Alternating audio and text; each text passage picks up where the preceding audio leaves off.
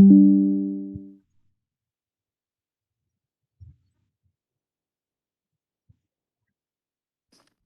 done with the issue of how one looks at the very institution of marriage, and I will now proceed to discuss the issue of breakdown.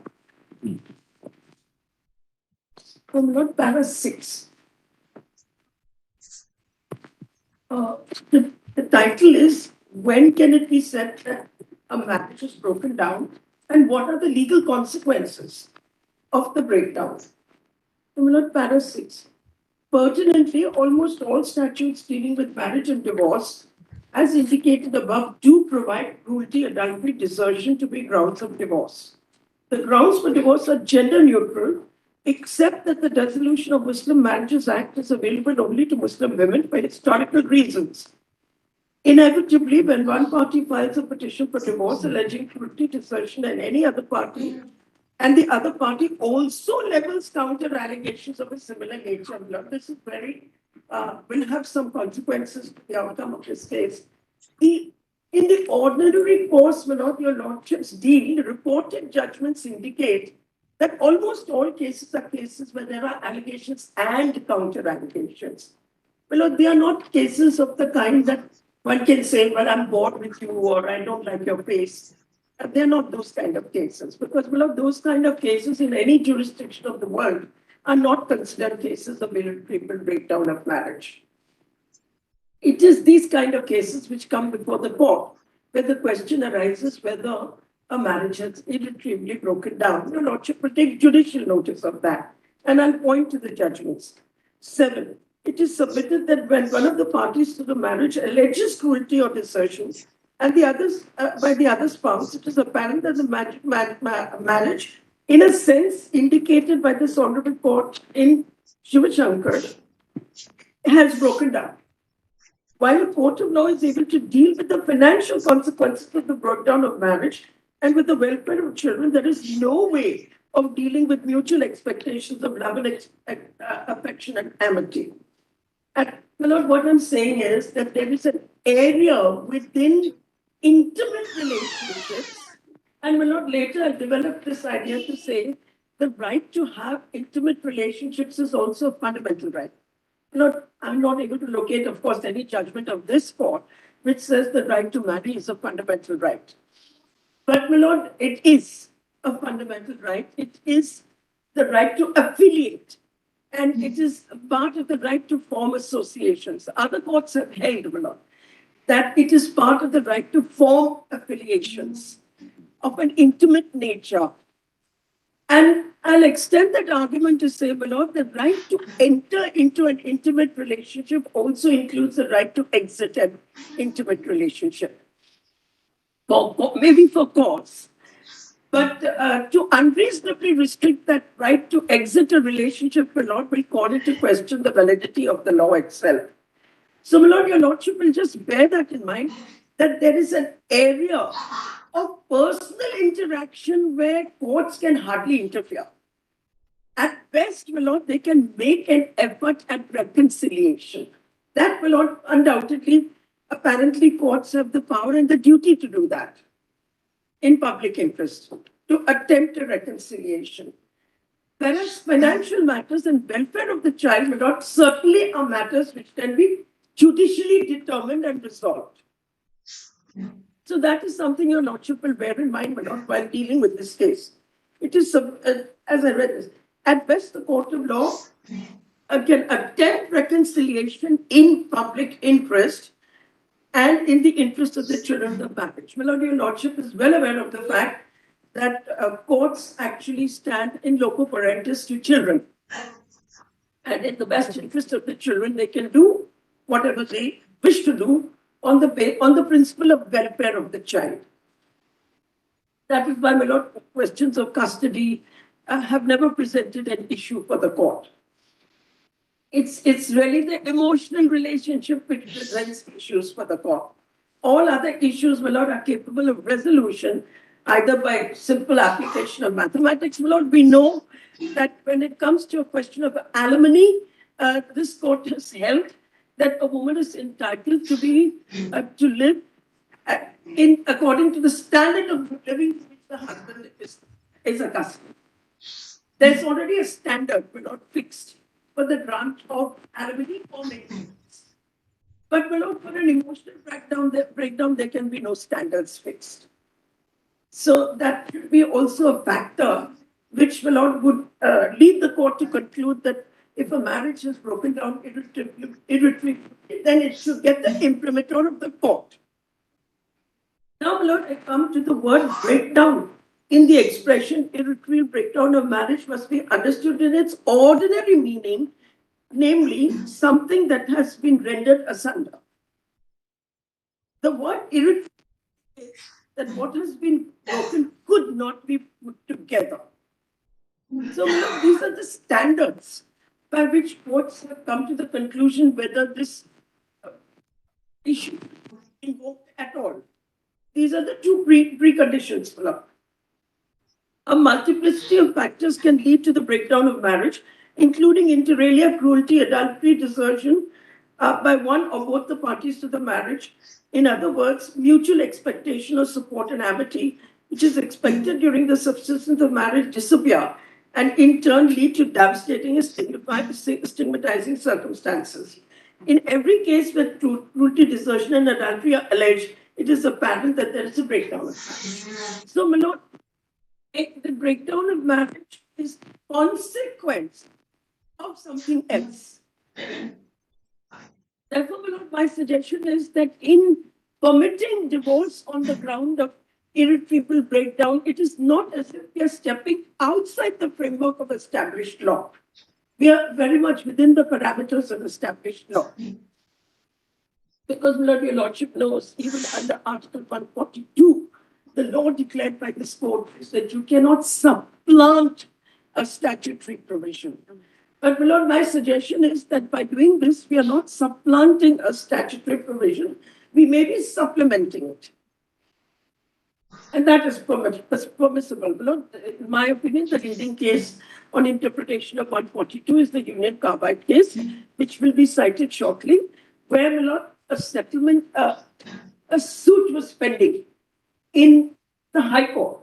And during the course of an SLP filing in this court, the parties entered into this, meaning thereby the Attorney General of India, representing the Union of India, and my lord, Union, they entered into a settlement. And my lord, the settlement was made an order of the court. Now, my lord, this was done without consulting the affected community, that is the victims. And they therefore find a petition in this honorable court seeking to challenge that settlement on the ground that they were not heard. And my lord, it is in that case, the court gave a definitive opinion of what are the scope of powers under 142. And this is one of the parameters they laid down. You cannot do something contrary to statute. The law today, you cannot do anything contrary to statute. But my suggestion is that by allowing irretrievable breakdown of marriage, we are not doing anything contrary to statute. We may indeed will not be or furthering the intention of the statute. That's the submission over here. Now, the word irretrievable added to the expression breakdown of marriage, para 9, indicates that the parties have reached a point of no return in the marriage. The only method known to law to examine whether irretrievable stage has been reached is to attempt a reconciliation with the intention to ascertain whether broken marriages can be put into a state of consortium.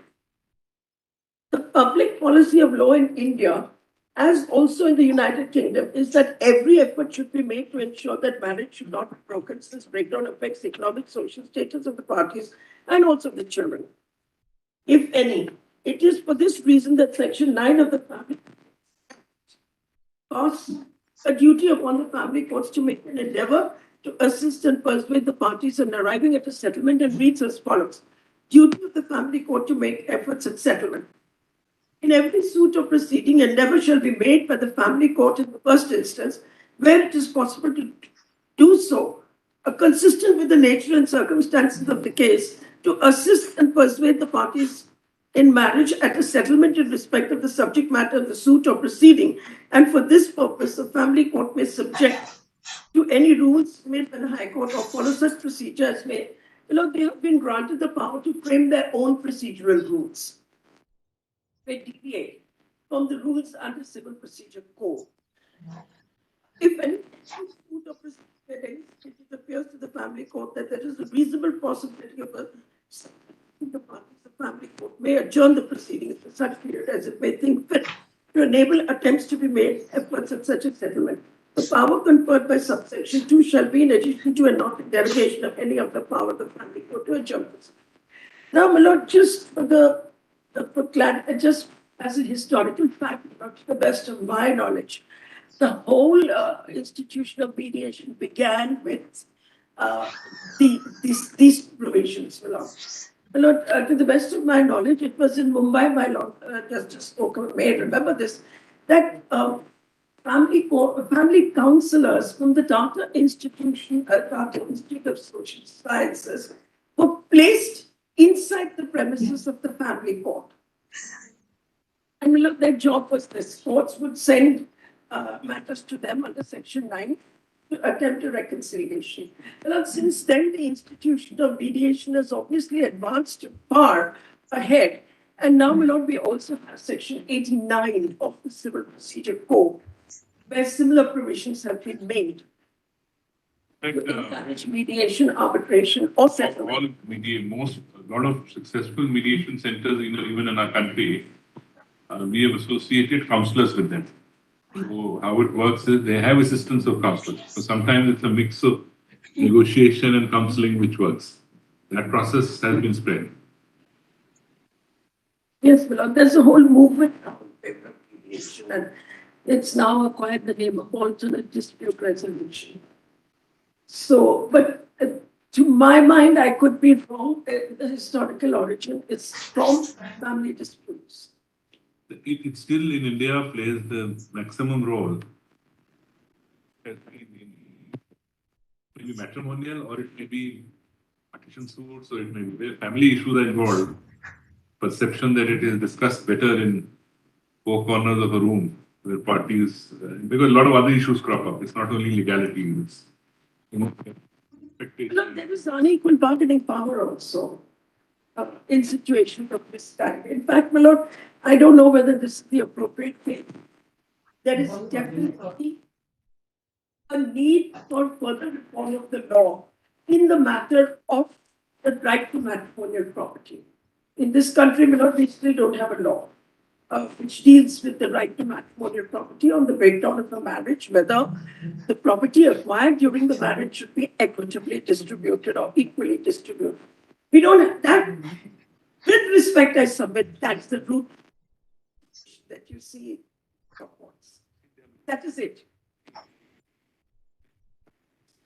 I will to Western systems, people marry themselves. In systems, get the cities and the younger generation now. So many marriages are family arrangements. That is another aspect of it. So it's not that women is working and not women is doing. If she's at home also, she's doing.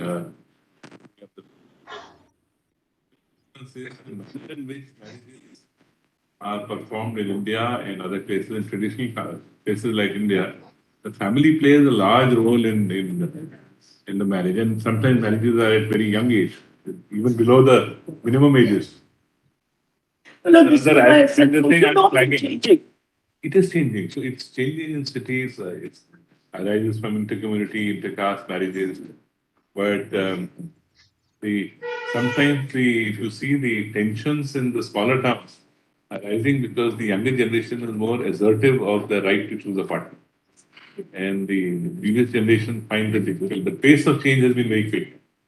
Well, the expectations of women in this country have certainly gone up. And the movement is towards equality. I think education itself is the biggest thing. The empowerment through education, personally speaking, I saw it in Tamil Nadu. The empowerment of women, which has occurred to a large extent by everybody educates their child, whether it's a man or a woman. And there will it be a huge jump in terms of what the expectation of the women are in these places. Look, this court has given several judgments on the question of equality for women, empowerment for women. Basically, I'm arguing that the same norms should be introduced within marriage as well. That's my lord. That's why I said I disagree with In a way, it does operate. In a way, it does operate, except that the family wealth is kept aside and the people. The concept of equitably is between the husband and wife. And that is often worked out saying how much is the husband earning, who is the child. So husband, wife, child are all become parties to a settlement in a sense, or how one should do. Yes, the bargaining position of women may be a little weaker, right? But there are, I've seen women with a stronger bargaining position. He's earning better, she's in a stronger bargaining. Yes, these are twin issues. social changes take a little time, that's all. Sometimes it's easier to bring law, more difficult to persuade the society to change the law. It works both ways, Milord. Sometimes law lags behind social change, sometimes law is ahead of social. Each gives an impetus to the other. Change of law gives impetus to social norms, and social norms give impetus to change of law. So it's But both situations are visible in Indian society. That is why people often say, well, India is a country of contradictions. You can see people who are traveling by cart, and you can see people with Bentleys and BMWs. So how do you reconcile this? How do you say we all live in one country and we're all governed by one norm? We are more diverse than the whole of Europe. In terms of language, in terms of culture. Culture, food, you go 200, 300 kilometers, the palates will change, the way people dress will change, the food will change. The same biryani will be made 200 kilometers away in a different way. Well, I'm a vegetarian, so I can't comment on that. No, why is the biryani is not a non-vegetarian food? You see the variety of which is available. In places, it's a misnomer at times that I've seen variety of vegetarian food which is enormous. Yes, we have greater variety of vegetarian food than anywhere in the world. Like. Yes. Indian cuisine is related third in the world. Number 3. It comes at number 3. And from within Indian cuisine, Kerala is rated number 1, and Bengal is rated number 2. So North India loses out in terms of There's a huge variety. International rating. I spent 3 years in the south, so a huge variety which is good. Yes, Lord, but coming back to social norms, Lord, I guess as a constitutional court, Lord, your Lordship will have to bear in mind that expectations have changed. Expectations of women within a marriage have changed. And, my Lord, that takes you to the argument on autonomy, which was dealt with in Joseph Stein's case by this court. That's why I said, my Lord, although marriage is a union of two people, the two people within the union do remain autonomous. They do.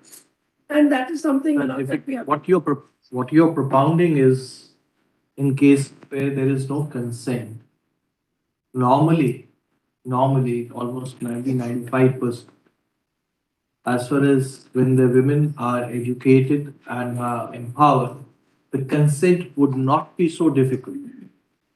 The consent becomes more difficult when the women are not that much empowered and they feel that they will suffer. That's where the difficulty will come up. But it's a financial. Look, in the first set of cases also, there will be only about 5, 7, 10% where there is an issue, either on both the sides. Then the issue is on both the sides, regardless of the gender. Yes. The real problem which arises is in those cases where the consent is not forthcoming, not for other reasons, because of the social reasons, economic reasons. It's just for economic reasons. Social reasons also. The number of transfer petitions we have, and how many transfer petitions we refer to mediation, and how many of them settle? They are settled even here before proceedings begin, or with a little. Sometimes they don't do so with a little nudge from us. It happens. We call parties here to work out where if the people are close to settlement. So largely, there's a huge changeover. See the numbers of divorce petitions coming in. That itself There is a positive effect and a negative effect. Sometimes I feel that happening too quickly is from few months, few days, few months, couple of years. And also there are marriages which have not worked out and it's been battling for 6 years, 8 years, 10 years.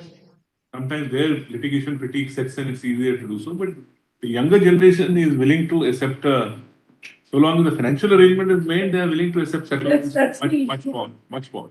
Well, not actually. Maybe this is a case, I think, where when we're talking about legislation and social change, I often feel it's difficult for social change to keep pace with legislation. But maybe here, the legislation and the recommendations of the law commission, despite that, may not have kept pace with the social change. It both ways. Either legislation is ahead of social change or legislation is behind social change. Either situation will be visible in India. But Milan, or just on the question of put to me, yes, there is a group of people that see being divorced as a stigma. In fact, I was wondering, Milan, why that judgment of the Supreme Court contains the word stigmatization. Devastating and stigmatizing. It's not just devastating. Devastating is going to be anyway, Milan. But not even marriages which come to an end by mutual consent are still devastating. Yes. They are. There's no doubt about it. Milan. It's not easy to give up on an intimate relationship. Sometimes when you say, I've seen people with educated lady, she was working, marriage didn't last long, divorce granted, he's married a second time in the intervening period. She would be unwilling. I granted. She said, no, I'm okay even if he doesn't stay with me, even if there's another woman in his life, give her the status of a wife. I have no problem. I don't want to let go of the status of the wife. And I'm talking about, you mentioned Kerala, an educated family in Kerala. To take a hard call actually and use our clause under 142, making sure of arrangement, because it's the blank no, saying that despite a second marriage, a child from the second marriage, I'm okay with the status for the child, okay with the status for the second lady also, who got married in the interim period of divorce being granted and being set aside. I don't want to give up the status. You say a contradiction. Of course, it entails a whole lot of social readjustment of status, of your social status, etc., etc. And that is why the policy of the law. But Malone, my argument is that how is a competent court of law to decide that there has been an irretrievable breakdown by attempting a reconciliation?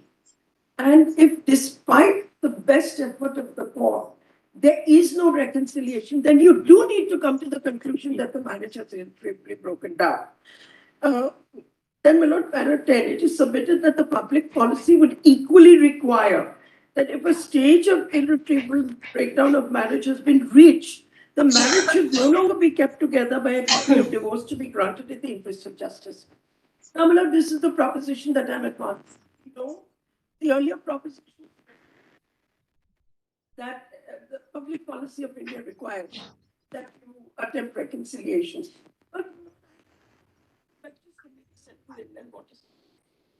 But yesterday I cited a judgment on how public policy under Section 23 of the Contract Act keeps changing.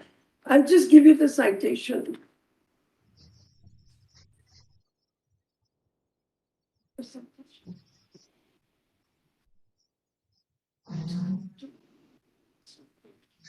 So the case was reported in 1986, three Supreme Court cases, 156.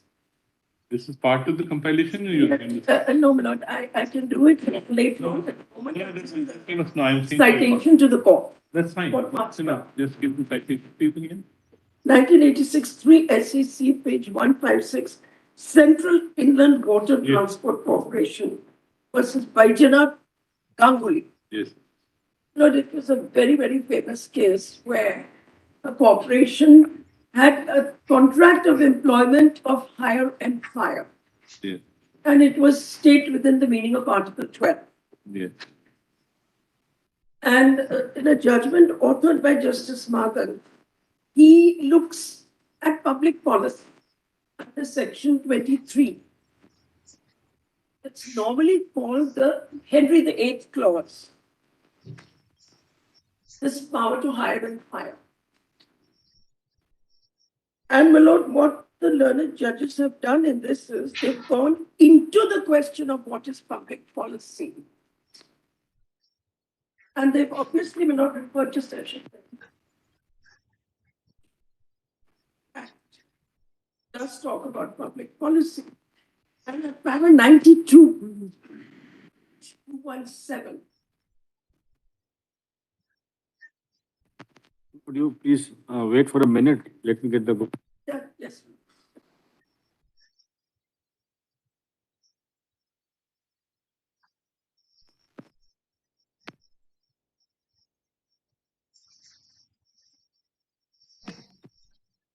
Lord, relevant passage is at para 92.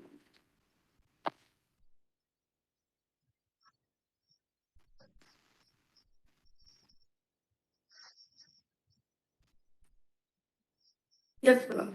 Lord Mary, the Indian Contract Act does not define the expression public policy or opposed to public policy.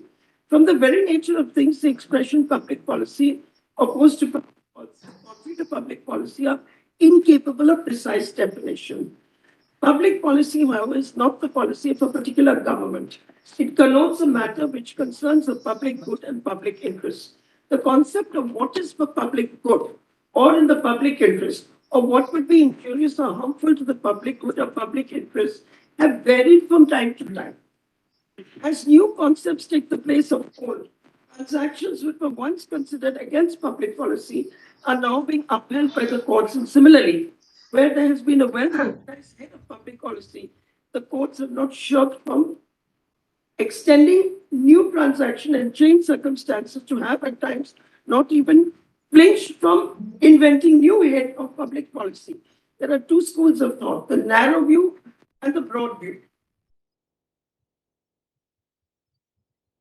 According to the former, courts cannot create a new head of public policy, whereas the latter circumstances judicial lawmaking in the area.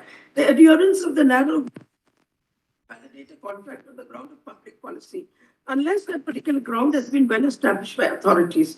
Hardly ever has the voice of a timorous spoken more clearly and loudly than in the words of Lord Darby in Johnson versus so and so. Quote, public policy is always an unsafe and treacherous ground. This is where the unruly horse comes in. This was in the year 1902. 78 years earlier, in so and so versus so and so, described public policy as a very unruly horse. And once you get astride, you can never know where it will carry you. The master of the roads, Lord Denning, however, was not a man to shy away from management. Words which conjure up before our eyes Alexander the Great, taming Bacchus. He said, in Ebony Town Football versus Football Association, quote, with a good man in the saddle, the unruly horse can be kept in control. It can jump over obstacles. Had the timorous always held the field, not only the doctrine of public policy, but the common law or the principles of equity would never have evolved. Then, my lord, again, there's a quote from History of English Law. In fact, a body of law like the common law, which has grown up gradually with the growth of the nation, necessarily acquires some fixed principles. And if it is to maintain the principle, it must be able, on the ground of public policy or some other like ground, to report practices which, under ever new disguise, seek to weaken or negate them. It is thus clear that the principle governing public policy must be and are capable of, on proper occasions, or of expansion or modification. Practices which are considered perfectly normal at one time have today become obnoxious and oppressive to public conscience. If there is no heed to public policy which covers a case, then the court must, in consonance with public conscience and in keeping with public good and public interest, declare that such practice is opposed to public policy. Above all, in deciding any case which may or may not be covered by authority, our courts have before them the beacon light of the preamble of the Constitution. Lacking precedent, the court can also always be guided by the light and principles underlying the fundamental rights of the directive principles of state policy. The Lord, ultimately, if you turn to para 112, the law was invalidated both under Article 14 and under Section 23. 112 in the result. Fourth, the appeals failed and are dismissed.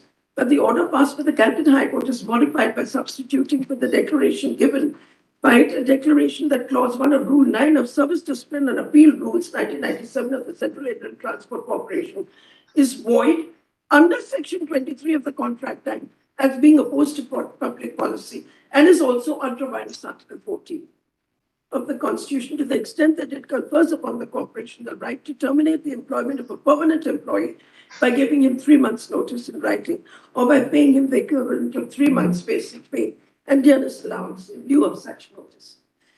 So, this is what I'm relying on in support of my proposition that it is in public interest at para 10 is submitted that the public policy will equally require that if a state or territory break down of marriage should no longer be kept together and a decree for divorce should be passed. Because, it enables people to what this make the best of whatever little life is left to you. That appears to be the reason why it's very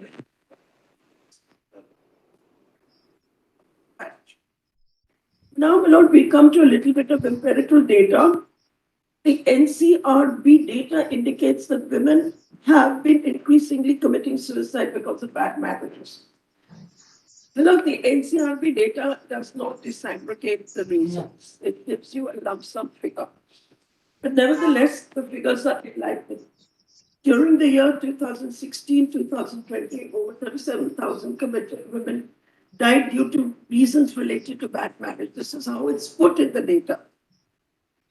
Out of this, only 7% died because of reasons of divorce. Moreover, there are now studies that it is not in the interest. That is as far as empirical data are concerned. Now, this sentence, although very brief, I'll substantiate studies on the children. There are studies which indicate that it is not in the interest of children to continue in a bad marriage. There are theories which are known as repetition of the cycle of violence. There is if there is violence within a relationship and there are children of the marriage, children grow up observing that violence and they imbibe it, and then for them also it becomes a norm of how to behave. They see their parents behaving in a particular way and they think this is normal. It becomes their new norm. And so a lot of studies have indicated that it's not. There was a time when courts said that it's in the best interest of the children to keep the marriage together. And very often women also think that I know I'm in a bad marriage, but in the interest of my children, I would like to keep this marriage together. This is how we have heard many women articulate their problem. But now we have enough data to indicate that it is not in the best interest of the children to be exposed to a bad marriage. So, these are the public policy factors, that might weigh with you also deciding the outcome of these proceedings. Now, we all know, incidentally, I'll just finish on the two attempts made by the legislature to introduce an irretrievable breakdown of marriage. There was a bill in 2010, which never saw the light of day, and there was a bill in 2013, which also did not get passed. But, the reason why these bills did not get passed is both the bills, I'll file the two bills later on, both the bills did not make provision for dealing with the rights of the woman after the divorce was granted. In other words, they did not make provision for the financial arrangements that would be required to come into place once the divorce was granted on the ground of irretrievable breakdown, and therefore they were opposed. And the argument that was presented by the women's groups at that time was, you introduce a provision relating to financial issues, and then the bill should be passed. And then, somehow that never happened. If I'm not mistaken, both attempts were made during the UPA government.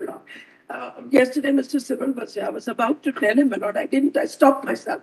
I was about to tell him, Mr. Sibal, you had the opportunity to do this in Parliament.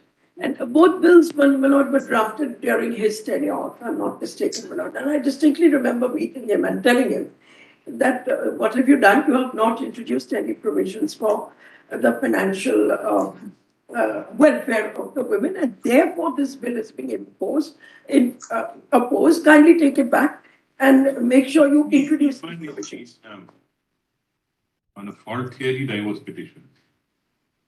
As part of a divorce structuring is also looking after the needs of the women. Could it not have been done? I'm just thinking aloud. Could it not have been done even if the irretrievable breakdown of marriage was granted? Would it not be implicit in Yes, yes. it? Would be Well, implicit in it that the financial arrangements have to be made? Well, Lord, I'm very grateful for that question because at the end of the day, 25 there. 25 will apply there. Section 25. I'm sorry, Lord. I'm very grateful for that question because the long and short of my argument is that at the end of the day, you can do it under existing law. It can be done. My Lord, That is on expanding. See, what is happening? We have been doing under 142. The judicial view so far has no, my Lord, no. Let me complete. What I'm saying is that we have been doing under 142. That's the judicial view. It says High Court and state courts can't do it. We've noticed your argument. You say no. As long as this financial arrangement is made, according to you, 151 gives enough powers to do it by the High Court and district. That's Yes. the argument we've noted. Yes, Lord. And you will find from reported judgments that some of the trial courts have done it. Some of the trial courts have granted divorce. All judgments where wherever it has been assailed, all of them have been set aside, saying trial court. So far, the view has been, we are a constitution bench, so not bound by that view. So far, the view has been only and only the Supreme Court under exercise of 142. Yes. So, They- of course, it is meaning an extra load on us because a lot of these matters come before us. They initially fight on the hall theory. When nothing works out, then they come here saying, okay, at least under irretrievable breakdown gun. Yes. Maybe I've dealt with cases where district court granted under irretrievable breakdown. High Court set aside saying you have no right to do so. And we granted saying that we have a right, so we are doing so. Yes, So far, there is no view saying that the district court and High Court can. it's true, my Lord, but that's why I'm specifically raising the issue. My Lord, with respect, I would like to say that there's some misunderstanding of what is meant by no fault. And I will clear that misunderstanding. With your Lordship, in Indian law, it is with cause. But it doesn't mean that it is with fault. That's the distinction I want to make. There is obviously, when you allege cruelty, adultery, desertion, something has gone wrong. The consortium, as we visualize it, has broken down. The amity has been visualized, has broken down. Suppose a man is in adultery and married a second time, contrary to law. Very common. You must extinguish your confidence and bring Then for the clarity. man to say, look, I can't live with my first wife. Now grant me divorce. Yes. Should the irretrievable breakdown of marriage concept be extended to such cases? One scenario. Second scenario is courts in the district, the family court, the concerned court grants a decree. Yes, my Lord, if we can. Person in the hiatus period marries. The question is not about High Court superiority stretches complex, this out, and you're putting inferiority different complex, scenarios. poverty A different complex, scenario or would be. wealthy complex, It will be far easier to exercise that you have a 142 in complex such a is a situation. serious Yes, problem. Lord. But Whatever so, kind it is. all theory is a loose term, I would say. What a Perhaps. complex Yes, is. my Lord, but my Lord, the Constitutional Court should now make that distinction, my Lord. Have There assumed is a something distinction about between yourself. saying there's a fault. And you and have saying there's a compromised that cause. assumption. There is a In such cause. a way, you make a But bloody it doesn't fool of mean yourself that there's a wherever you fault. go. No, that is why I was emphasizing that very often allegations are on both sides, my Lord. Like I'm making a bloody How fool of could a myself court with you. be No. really able to decipher what is the real reason for the breakdown and who is quote unquote at fault? Every matrimonial dispute produces what I have referred to as a Then bouquet our of cases. confidence fluctuates The legal every assistance, day. there's a So bouquet what of do you cases have which to come. say about that? It will arise Because I don't have under any confidence about anything. 125, it will I arise just have under clarity. the for divorce, People section think I 9. have knowledge. 4 or 5 No, cases my are head made. is empty. That's why to make I've it always little, felt if look these little parties were substantial, with I have right a counseling to sit together, instead of battling It's this out, totally empty, things all could be, this. But I have be worked clarity. out one way or the Clarity other. means Either what? they are able. There are cases where See people things the decide way to they are. reconcile. There are cases where they say the thought process is Knowledge too means apart what? to You have fixed Look, there are judgments information of this about court which I'll everything. refer If to things where have this changed, you will not see distinction the has way it actually been is. made. Nothing And good as being blind. in fact, one of the suggested The only solutions thing while how the exercising blind powers under 142 is to, see or true. even without Their 142, vision is is far to more end the sensitive judgment than by you. saying we do But not because of attribute any fault because it's too much. to the When person so light that goes they down, can he continue sees to live very with clearly. honor and dignity. Not because he's Now, blind, because it's his eyes obviously are a very sensitive. innovative judicial device where the court is saying, yes, there is a breakdown, but despite that, we do not give a definitive finding that someone has been cruel because we wanted to live with dignity. 142, wherever any court I think exercise, the call being saying that two good people have not been able to live together. It comes down to that, my lord. But Therefore, it's better they part rather than live in a relationship and get, as you said, get on with their life separately. If you can't live together, you get on separately. What else can you do? yes. And my lord, your lordship will, at least I was surprised when I was researching for this case to learn that the no fault theory is different from the no cause theory. And it is only in 2022 that the no fault theory was introduced in the UK. I've put those papers in the compilation, I'll point to them. Only in 2020.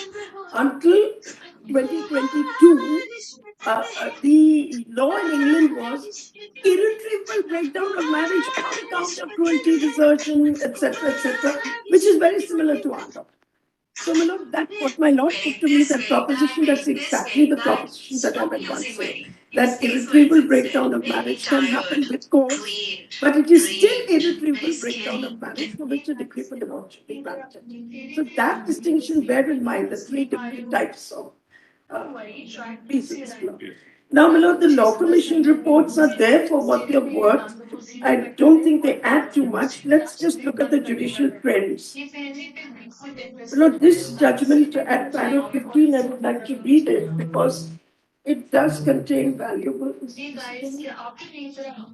valuable discussion on the I am Rajput myself, and when the whole Padmavat episode took place, and cutting one of my contemporaries. Now, this judgment 2006 4 SCC Criminals cannot be 558. associated with You have religion. extracted, I That is think, the just paragraph on the simply next trying page. to, Either you referring to something else or the paragraph on the next page.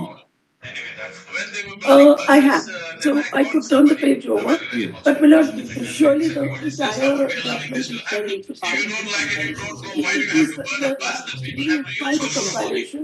Very And in the sad. compilation, it's on page 108. They have already reached 100. I have Right? extracted. Very Once the good parties have by separated, and the themselves. separation has continued for a significant length of time, and one of them has presented a petition for divorce, it can well be presumed that the marriage is broken down. Become an international issue. So let the buses burn It's for 1 or 2 days, then we will deal with it. I thought this is a strange kind of wisdom, but it is wisdom. Is 108. I am Rajput myself. Tara? not what they are saying. Page 108 of the compilation. Lordship, we turn to paragraph 66, 72, 74, 86. We begin with 66. Probably what you're reading is at 129, madam. That's it. You're right. Turn to page 128, para 65. The heading is irretrievable breakdown of irretrievable breakdown of marriage is not a ground for divorce under the Hindu Marriage Act 1955. Because of the change of circumstances, for covering a large number of cases where the marriage are virtually dead, and unless this concept is pressed into service, the divorce cannot be granted. Ultimately, it's for the legislature whether to include irretrievable breakdown of marriage as a ground for divorce or not. But in our considered opinion, the legislature must consider irretrievable breakdown of marriage as a ground for divorce under the Hindu Marriage Act 1955. It follows Milan also on the Special Marriage Act. Then 59. 69. In the report, it is mentioned that restricting the ground of divorce to be a particular offense or matrimonial disability causes injustice to those cases where the situation is such that although none of the parties is at fault, or the fault is such a nature that the parties to the marriage do not want to divulge it. This is the other very important issue here. A person may be really suffering a lot of humiliation, but they don't want to put it in the public domain as such. Yet there has arisen a situation in which the marriage cannot be worked. The marriage has all the external appearances of a marriage, but none in reality. As is often put bitterly, the marriage is merely a shell out of which the substance is gone. In such circumstances, it can be stated there is hardly any utility in maintaining the marriage as a facade when the emotional and other bonds, which were the essence of the marriage, have disappeared. It is also mentioned in the report that in case the marriage has ceased to exist in substance and in reality, there is no reason for denying divorce. Then the parties alone can decide whether the mutual relationship provides the fulfillment which they seek. Divorce should be seen as a solution, but a very interesting sentence. Divorce should be seen as a solution and an escape route out of a difficult situation. Such divorce is unconcerned with the wrongs of the past, but is concerned with bringing the parties and the children on terms with a new situation and developments of working out the most satisfactory basis upon which they may regulate their relationship in the changed circumstances. 72. Once the parties have separated, the separation has continued for a sufficient length of time, and one of them has presented a petition for divorce, it can well be presumed that the marriage is broken down.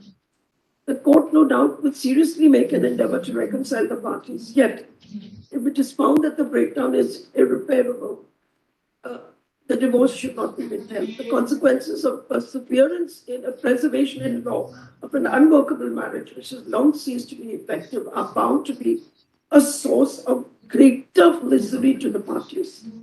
A law divorce based mainly on the fault is inadequate to deal with a broken marriage. Under the fault theory, guilt has to be proved. Divorce courts are presented with the concrete instances of human behavior as they being the institution of bring the institution of marriage into disrepute. We have been principally impressed by the consideration that once the marriage is broken down beyond repair, it would be unrealistic for the law not to take notice of the fact, and it would be harmful to society and injurious to the interests of the parties. Where there has been a long period of continuous separation, it may fairly be surmised that the matrimonial bond is beyond repair. The marriage becomes a fiction, though supported by legal tie. By refusing to sever the tie, in such cases does not serve the sanctity of the marriage. On the contrary, it shows scant regard for the feelings and emotions of the parties. Now, Milord 76 is important. Public interest demands not only that the marriage status should, as far as possible, as long as possible, whenever possible, be maintained, but where a marriage has been wrecked beyond the hope of salvage, public interest lies in the recognition of the fact. That, Milord, was the Central England judgment that I cited, that there is a competing public interest, if I may put it that way. There are two public interests, but both are in public interest. Since there is no acceptable way in which a spouse can be compelled to resume life with the consort, nothing gained by trying to keep the parties tied forever to a marriage that in fact has ceased to exist. Now, Milord, if you turn to 131 and para 82, this is the extent of litigation. 17 litigations against these members. And that is, of course, the law. Good sign for lawyers. Etc. Milord, yes, paradise for lawyers, I suppose. No doubt about it. No, they Then, become standardized. Most of them are really, when I say bookings, because it's like a standardization. The moment a divorce petition starts, there may be dowry cases, there may not be dowry cases. But everything is like a standard format which happens. Milord, let's not talk about how the legal profession handles these cases. I can tell you, Milord, I was beyond words. I was shocked when I was handling a bail petition in an honor killing case, and I read the application for bail. Milord, the bail was being asked for a woman who is 69 years of age and a housewife, and the bail petition read the woman is. It was like she's a working woman. and refusing to grant bail will affect her employment, and so on and so forth. Cut and paste taken from some other petition What happened? and seriously presented to the court. Court is also confronted with situations that real cases, dowry is a factor of our society. In cases that every family member is broken.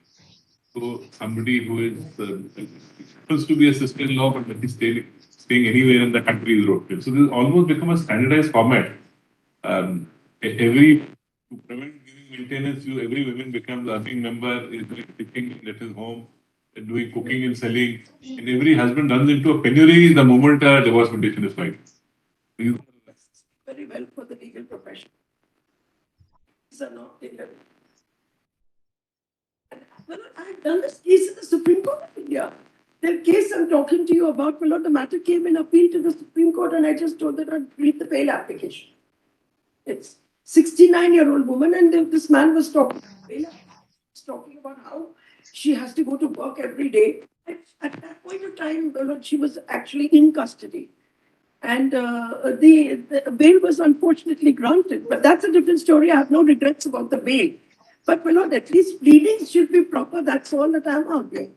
It's not this cut and paste manner of pleadings, And yes, I have to say, I've seen it very often in matrimonial cases. I have not seen it very often in commercial cases.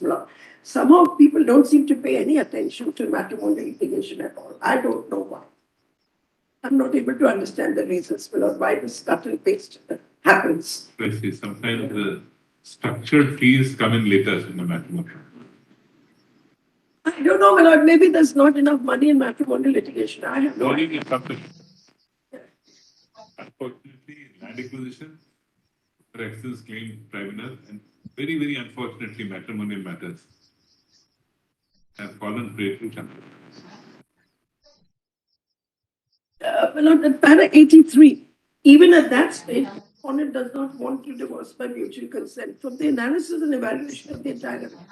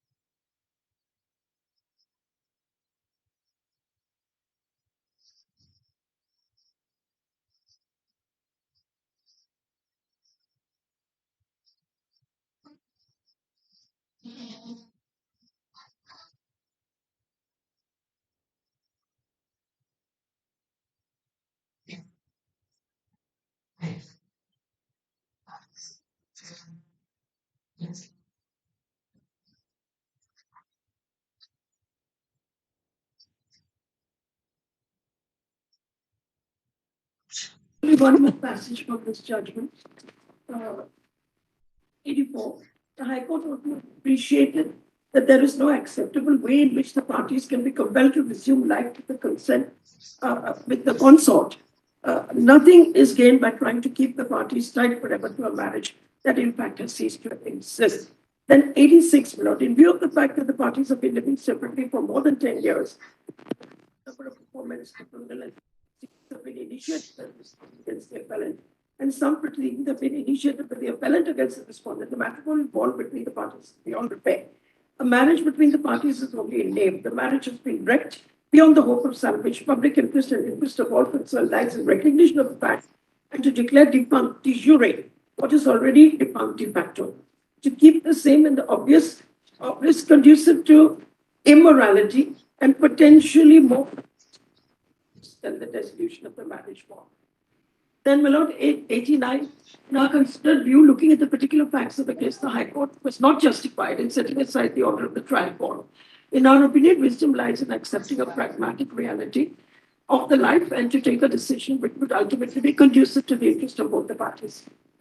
Then page 90, para 91 doesn't stand implemented. Para 91. Yes, the 90th part of the case on constitutionality of the facts, this court would like to recommend that the European Constitution the Breaking Amendment incorporate irretrievable breakdown of marriage as a ground for ground. Court did make a recommendation. This judgment comes in 2006. Maybe that's why during 2010 and 2013 we did see two bills in Parliament. But they were patchwork. They did not achieve the end that they were. My Lord, however, I want to reiterate my submission. These judgments do fail to distinguish between a divorce with cause and a divorce with fault. Now, my Lord, I'd like to just point out to a particular provision given the Hindu Marriage Act. Lord, what do we mean when we say fault? That's the question. So, my Lord, if your Lordship sees section 23, my Lord, the fault theory comes only in section 23 of the Hindu Marriage Act.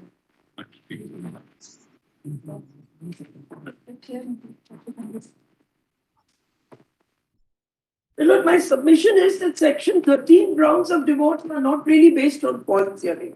They are based on cause theory.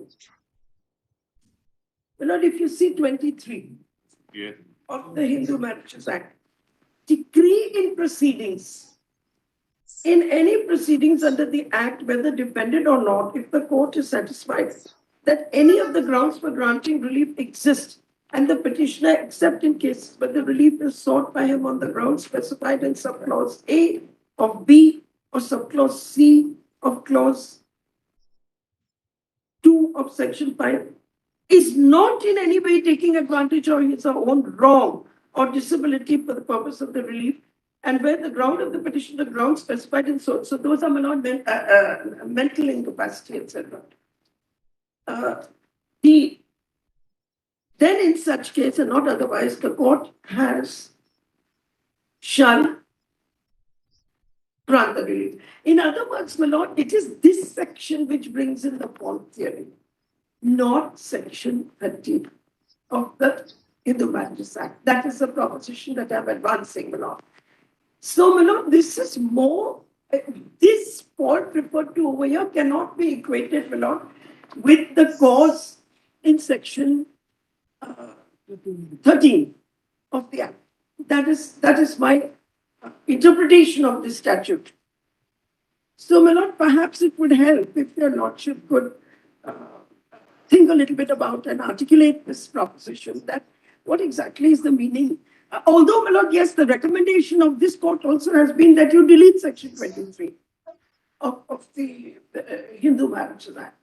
No, under section 23, disability is attached to person who goes to the court, because it is based on well-settled legal principle that person who has committed wrong should not take advantage of his own wrong. The theory of coming to court with unclean hands, etc.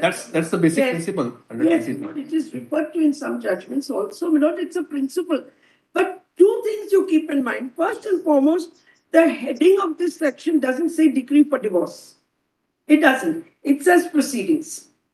And my lord, in actual fact, these provisions have sometimes been used when a husband wants a decree for restitution of conjugal rights, knowing fully well the marriage is broken down. My lord, it's standard practice when a marriage is broken down for any reason whatsoever. In order to defeat the claim of maintenance, what the husband will do, he'll file a petition for restitution of conjugal rights, knowing fully well that I don't want this woman back, knowing fully well she won't come back. Sometimes court grant decrees, sometimes court doesn't, then he goes for a divorce. But even that, some courts have held, even that is not taking advantage of your own wrong. So, my lord, what exactly is the meaning of taking advantage of my wrong? Yeah, that's why it's distinguish between wrong and cause. There has to be some intent, some malicious intent, my lord. That my hands are not clean. But my lord, if I come to court with a case which is like a case and counter case, it can't be said that I'm taking advantage of my own wrong. So, my lord, How would you categorize a case where actually facts of cruelty are found? yes, Now, and that person who perpetrates the cruelty, facts are found because the trial has been gone through. trial has been gone through. In the trial, it is established that there are various acts of cruelty, multifarious acts of cruelty. But yet, that very against the person claiming divorce, and that very person claimed default. Yes, even then I would say there is a public interest and public interest countervailing. Ultimately, my I'm lord, going to fault theory. Will that not be a case of fault theory? no, my lord, because what is the When you that's think why I said, my lord, let's go very logically. What is No, the you purpose said of fault marriage? and What cause. is marriage? What I'm is the saying- purpose of keeping it alive? I think there is a fault and cause when you're making a Yes. distinction between fault So, and cause. cause. You can say there has been cause for the breakdown. You can say, my lord, and I'll point to one judgment where there was cause for breakdown at the instance of the wife, and yet the divorce was actually. Those are, I'm saying, interactive reactions which produced a breakdown. I'm just saying only from point of view you're saying that no fault theory has no role. The little caveat was that there may be cases where an evidence that is clearly established that the person suing for divorce is the one responsible for all that there is. Will that not also then fall at least within the fault theory? No, there is. Well, Lord, if you come to the conclusion that the marriage is broken down, there's no sense in invoking the fault. I'm not disagreeing with it. I'm not completely not disagreeing with the concept that a good, bad, or indifferent reason for a failed marriage should not perpetuate that union meaninglessly. The thing is, you can take better care. After You're talking much about you can take walking, better care waiting for on financial from arrangements. where some shop, And that's the it. sun. Maybe something more than a normal arrangement would be We have required arrived. because you did something to cause a On my way break in the to marriage. sweet You are water lake responsible. in our Okay, then you. solo female Well, walking I'm around. Automatically, I'm saying that you This better is pay my more experience. for the divorce. Well, Lord, I'm arguing that I may be responsible for the breakdown, but that does not disentangle me to the divorce. But I'm saying this can be worked out, and the impact can be worked out in financial terms when the court consents. What are the financial terms? All you can do is attempt a reconciliation, even if I am responsible for the breakdown. But beyond that, my lord, once the factum of breakdown is clear, then You understand? you know, it's like this. Somebody wants to keep the marriage together, not for the purpose of consortium. That is why I started my argument by saying, let's first understand what a marriage is all about. That consortium is over, Not too obviously. much walking. Whether A is responsible or B is responsible. If a consortium is over, we appreciate that argument. Once the consortium is over, then it's pointless association. So it must be. So if, in a commercial terms, if there are two partners and the partnership breaks down completely and the trust breaks down, then the partnership gets over. You dissolve the partnership. Not sounding so commercial, but the fact is this: if the consortium is broken down and When I started my YouTube nothing is channel possible. 6 years There are ago, cases it was where after because difficulties I also wanted reconciliation takes one more place. day like I did before. I If was so nothing is possible, determined that I then did an immediate change. Becoming a but beauty the content terms of creator settlement was may a be lot accordingly. because I was Well, so now the only reason to reject writing with an my small application stash is of if you makeup, come to the including one conclusion eyeshadow that the palette, marriage 2 is lipsticks, a not highlighter, and a irretrievably mascara. broken down. That if I were to make makeup It has videos, I had not to go with irretrievably broken down. fun, Then, it yes, would be there is a entertaining, purpose of keeping the marriage together. value, education, But if you and come to the simplicity conclusion to that it anyone has who broken watch. down, I it's borrowed my husband's irrelevant who camera, was to used my blame. books as a That's tripod, basically and the set issue, off my on lord. a journey expecting So nothing therefore, in my lord, return. let's But to my not surprise, confuse we this started building issue a by larger reference to like section we wanted to 23, learn because more. section I 23 is wanted the to teach other. more. That's why, my lord, Fast I'm forward also to going to now, I say that still the way teach your because lordships my have framed the passion has issue always under been 142 I will also, continue. your I lordships love have my asked love the my question, family. can But we there's do it when something one else party that is I not giving want to tell you. consent? So Lord, stay the tuned question to of my part consent is 2. irrelevant. When I started my YouTube Ultimately, channel it's the 6 court years which ago, gives the it divorce or was doesn't give a divorce. That's a very extended view. Why in the first two questions married frame couple we did not find this issue and we wanted to do behind this the stage. because there were people who were raising an issue that even under 142 you can't do so. Therefore, we framed the question: But I can the understand. power under 142 be inhibited in any manner merely because it is not contained in the statutes? Prima facie, we thought may not, but subject to whatever arguments are advanced. I understand. Nobody can The answer is yes, The right to get divorce is a statutory right now. it is. return back. I really will. Your friendship will return back.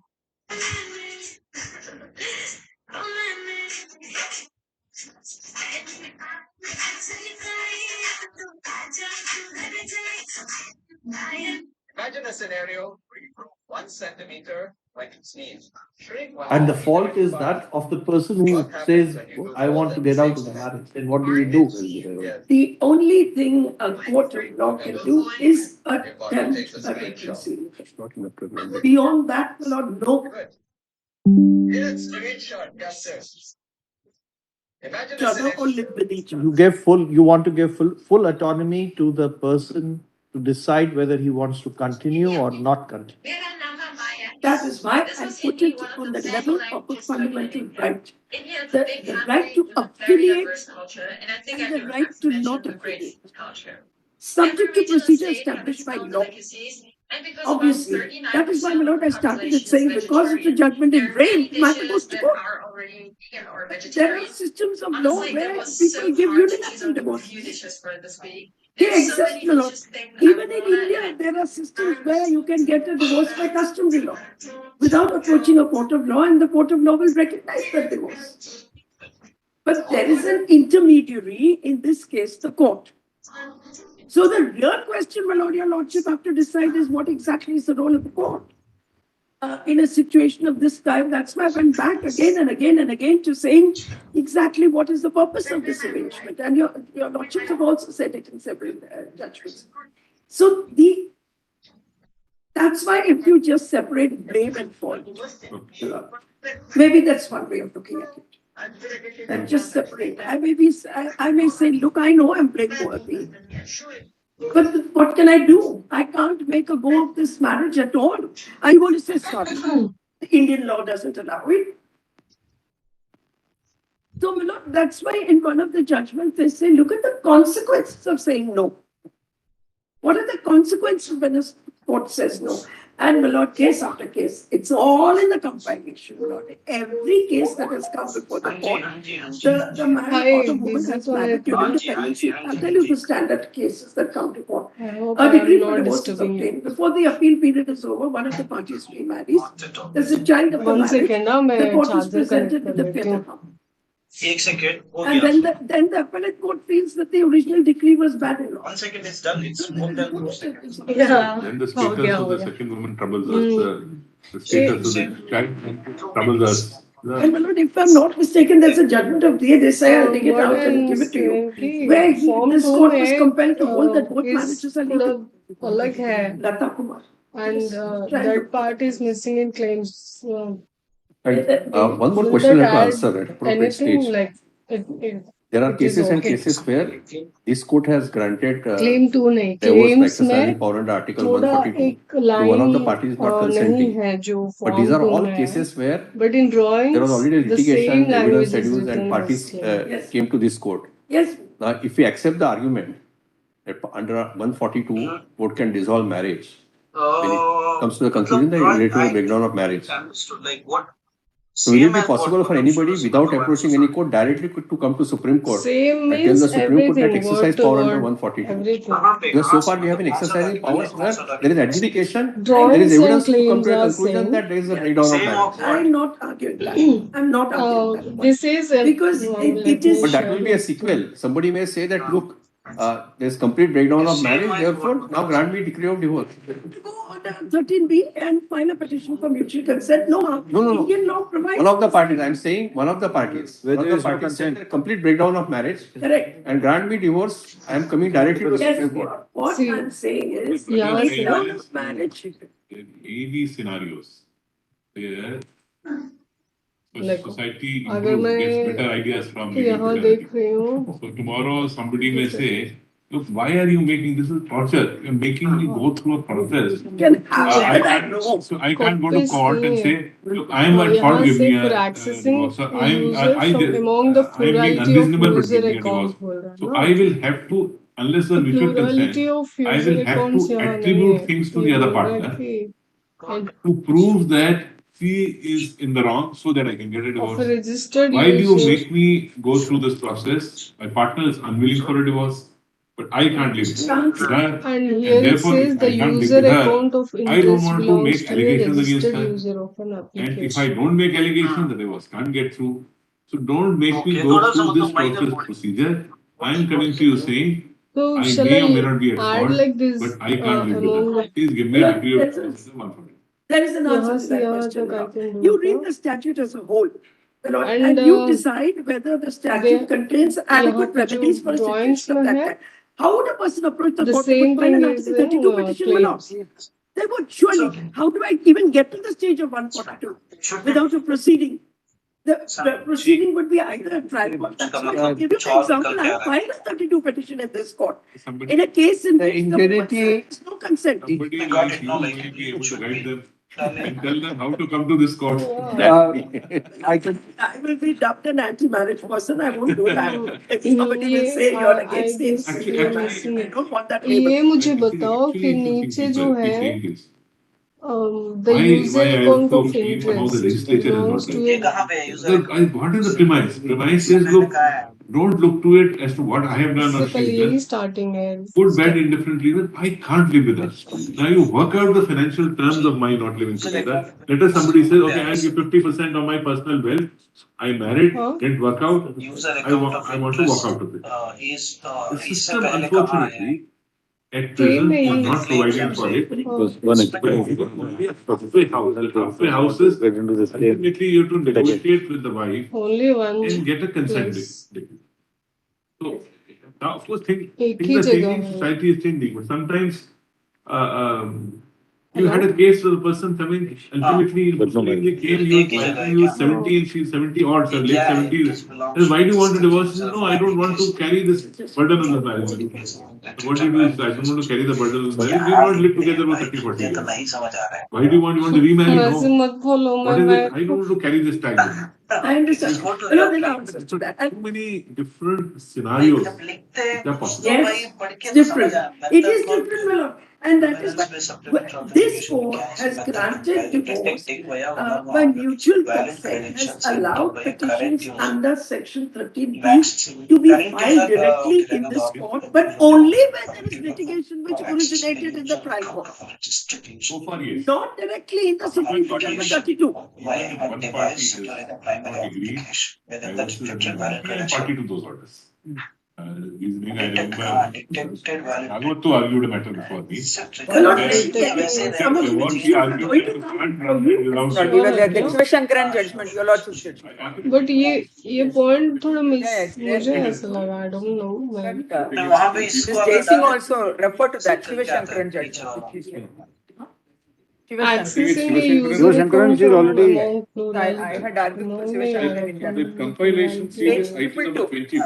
Page मतलब triple two मतलब में. Fine but then ना ये फिर वहाँ पे confusion create हो जाएगा प्लूरलिटी पे अकाउंट इसका है और प्लूरलिटी पे Triple two, अकाउंट yes. नहीं इसका ही अकाउnt है Yes. बहुत Yes, yes. कंफ्यूजन शुरू हो जाएगा Remember तो फिर correctly, Mr. Nagmuthu was user one of the concerns. He was on other side. I had applied for the He was- petition. Plurality में आएगा या It फिर was वो for the current petitioner. User का है This is the matter where your doubt lordship आने were शुरू होता referring है some time ago that the man just had keep married as in it is. between, और कोई change and the करो. lady wanted to This is not continue the the right, status despite the fact that the earlier क्योंकि marriage उसको had अगर died. always do Now not that your change the lordships on first that, second serial step. number Try 19 to also. change third. Yes. My Lord Justice saying Kaul was a that party to the general judgment, but the never judgment ever was change the authored by first Justice step. Kumar. Srinivas, that's Serial right. number Until it is 19. not क्या बोलते हैं Srinivas Kumar meaningless versus तभी change Shameta. Amita. नहीं मैं क्योंकि first अभी step start अगर आप की change थी करोगे Yes. Yes. So there was मैं no अभी consent. start की Power under 142 then what will essentially was granted only happen when there is बाकी an वाले steps irrecoverable. Well, look, that is why I said the question of consent is flow not में जाए relevant when a court is exercising power. Got No, it. but we But want मैं to just frankly start settle the की law थी और because मुझे वो नहीं different दिखा views have इसलिए been followed by तो वो वहाँ different benches and the council still raised the issue. That you यहाँ can't पे do. यही है We जब we when can the settle it rights first. पे कानून इतना ध्यान नहीं देते Yes, there are earlier views, कुछ भी लिख देते at least two हैं पता judgments नहीं which क्यों says ऐसे that review if there is नहीं no करते हैं consent, you can't grant it because irretrievable breakdown. इसको मैं Well, look, that's Let the me advantage of comma being निकाल on a सकती bench हूँ of यहाँ 5 पे judges. Absolutely, that's what I इसको that's अगर it. ऐसे देखो Divergence ग्रामेटिकल doesn't बल matter. कैसे To say दिखा that we don't agree with some you don't judgments. need to see वो ग्रामेटिकल Even under इसलिए 13B, दिखा रहा after consent is withdrawn, orders have been है passed. नहीं सही है तो वो ग्रामेटिकल इसलिए दिखा रहा है अगर आप प्लेन लो प्रोबेबिलिटी से पढ़ना शुरू करोगे तो वो ग्रामेटिकल है लेकिन एक्चुअली आपको पढ़ना कहाँ से है डिटरमाइनिंग से पढ़ना है आपको तभी ये नहीं है okay determining of probability of हाँ आपको लेकिन जो व्यूज है आप लोग आपको नहीं आएगा लेकिन अगर आपने इंडिविजुअली लो प्रोबेबिलिटी को पढ़ना शुरू कर दिया ना then it is a grammatical so that is why it will show ठीक है मैं आपको चेंज नहीं करना है क्या आप वैसे ही आर्ग्यू करोगे नहीं आई जस्ट ओपन इट मैं जस्ट स्टार्ट की उसको यहीं पे वो अभी हाँ नहीं बस मैं ये फर्स्ट से कभी कभी कुछ वर्ड्स भी अलग जिसके लास्ट वाले में बिलो अबोव को बिलो लिख दिया था तो वैसे भी मैं देख लेती हूँ तो इसलिए चेक कर रही थी बस और इनिशिएटिंग में भी कुछ कुछ है अलग ठीक है मैं यहाँ से ज्यादा नहीं करूंगी नीचे वाले पॉइंट्स में करूंगी देखूंगी मैं आराम से okay thank you enjoy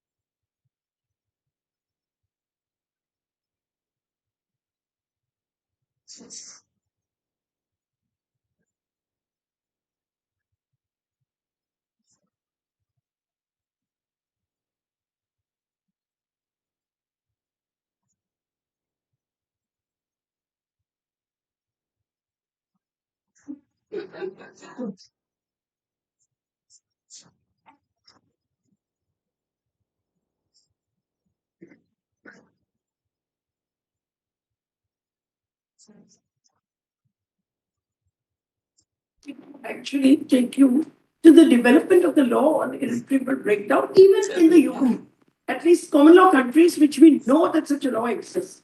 And my lord, right up to 2022,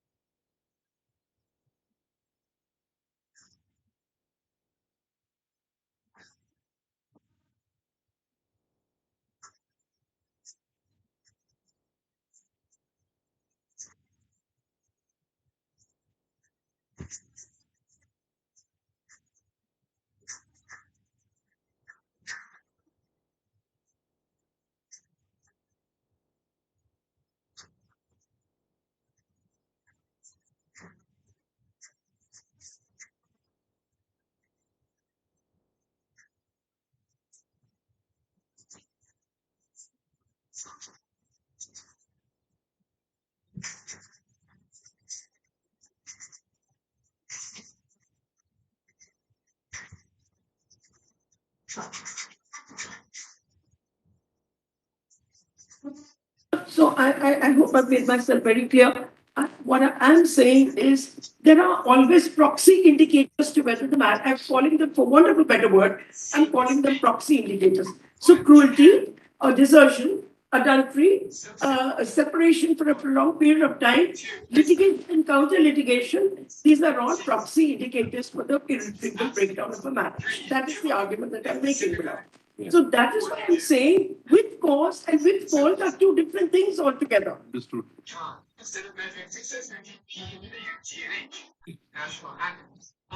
We appreciate this. Yes, just on an aside, it's not really, but since this question was put to me, that what if two people say we just don't want to live? I was going through Hallsbury's laws of England in a country which has a people breakdown of marriage of goods. My volume is very outdated, but your judges library will have a more modern volume. But there is a entry under 470, it says, the court must consider the effect of the respondent's behavior, whether such behavior is voluntary or involuntary, or the particular of the petitioner. This involves consideration not only of behavior of the respondent, but also the character, personality, disposition, behavior of the petitioner. A party's disinclination or boredom with the marriage does not entitle the prosecutor between. This in a country where people break down is so it's not. I'm not arguing. One can say, look, I got married voluntarily, but I just don't like his face anymore. I wish my husband was more handsome. That's not the argument alone that I'm trying to make. And that is why I said, Pick up before marriage. yes. So that's why I'm saying just in law distinguish between these two. Because the expression irretrievable breakdown of marriage is nothing more than a compendious expression which describes the state of the law. Actually, if I might, That's what it is. has So we need an inquiry into an irretrievable breakdown of marriage. And that inquiry, in the absence of any other proceedings, and I'm endeavoring to give an answer to my brother's question. Any citizen here,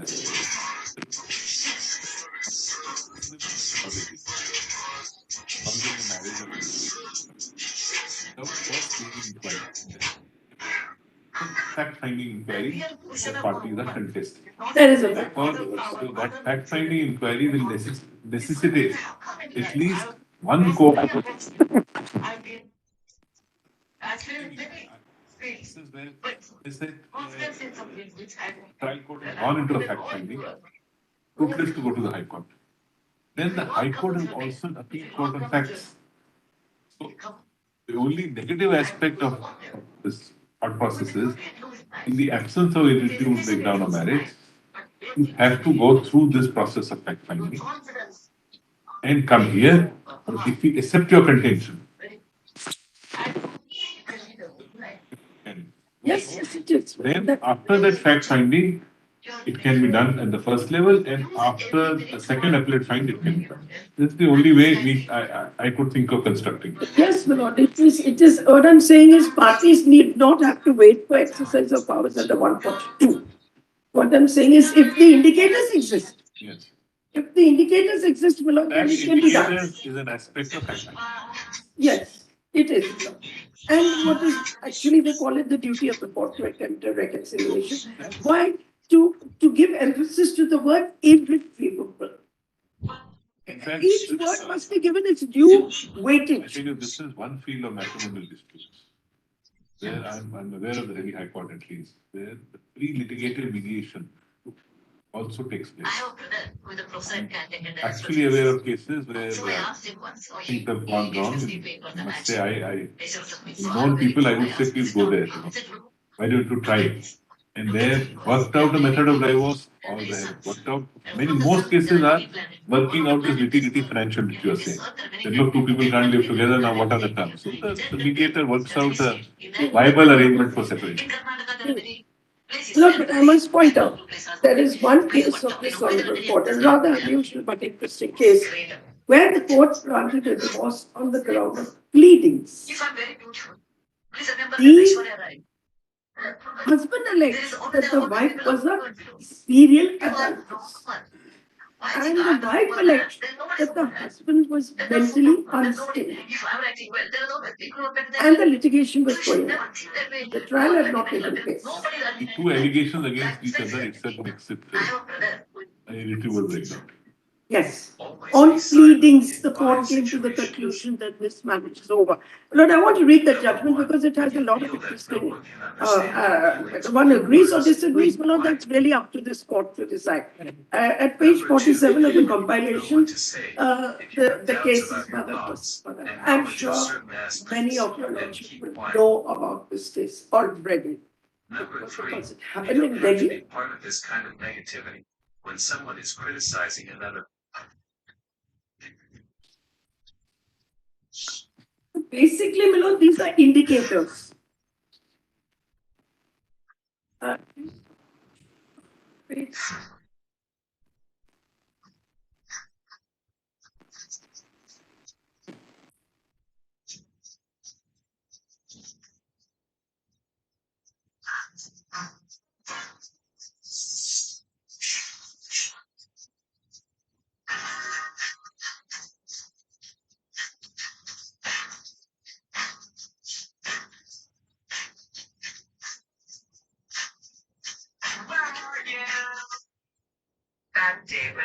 Charges of the trial court transferred to the High Court for trial didn't work out. Did it succeed? Transferred by the Supreme Court to the Supreme Court. And then the Supreme Court granted the decree because they said, look at the nature. That is, so, Milord, first of all, you know, at page 342, internal 52, in the middle of para 7, your lordship will find that she reiterated that he was mentally unsound.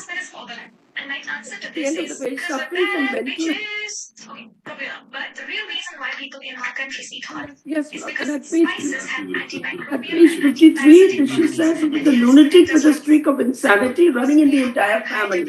Also, spicy foods And then, cause Milord, us to suspect para someone's 8, natural mechanism to cool down. And lastly, spicy it foods is just submitted that he was only trying to defend her honor. She was such I made these allegations I'm because still surprised as to why do we of disapprove unfounded allegations.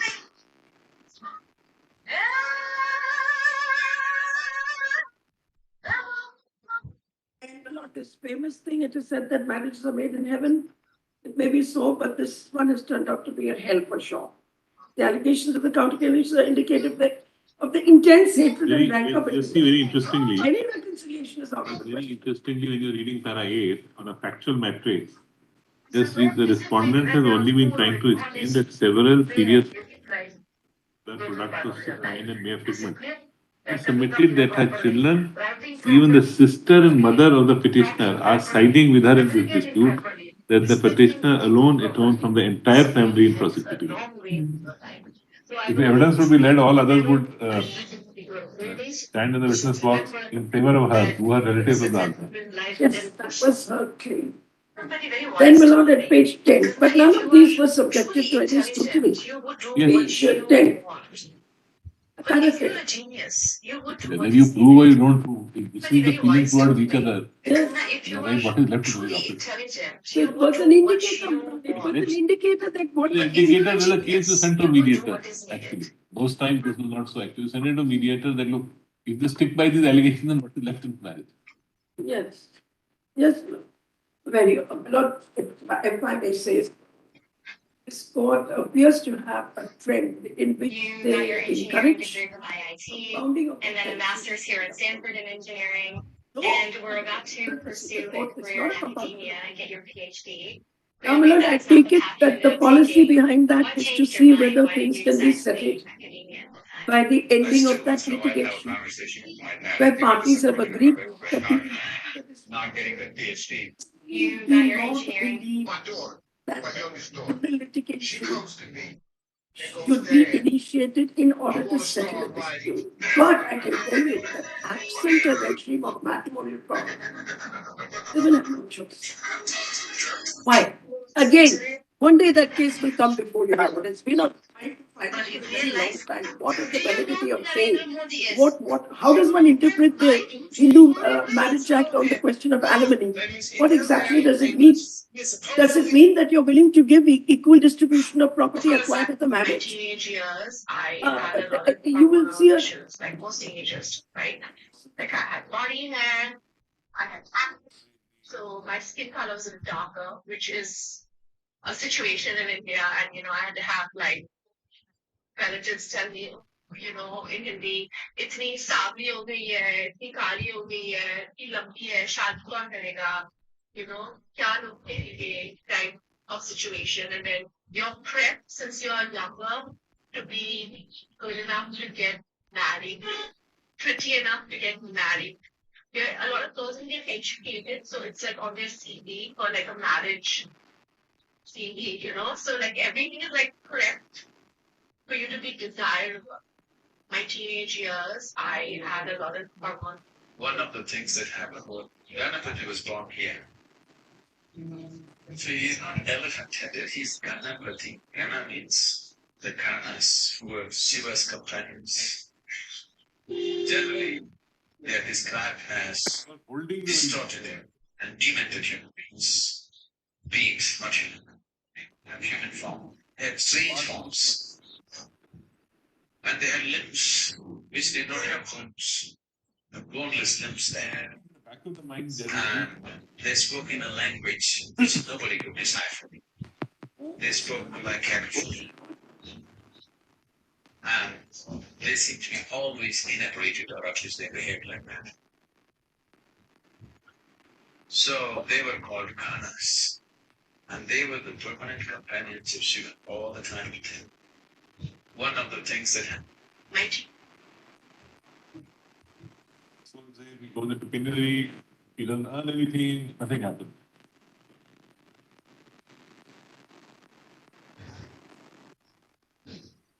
The wife will make reverse allegation saying all the wealth of the family, everything is owned by him only.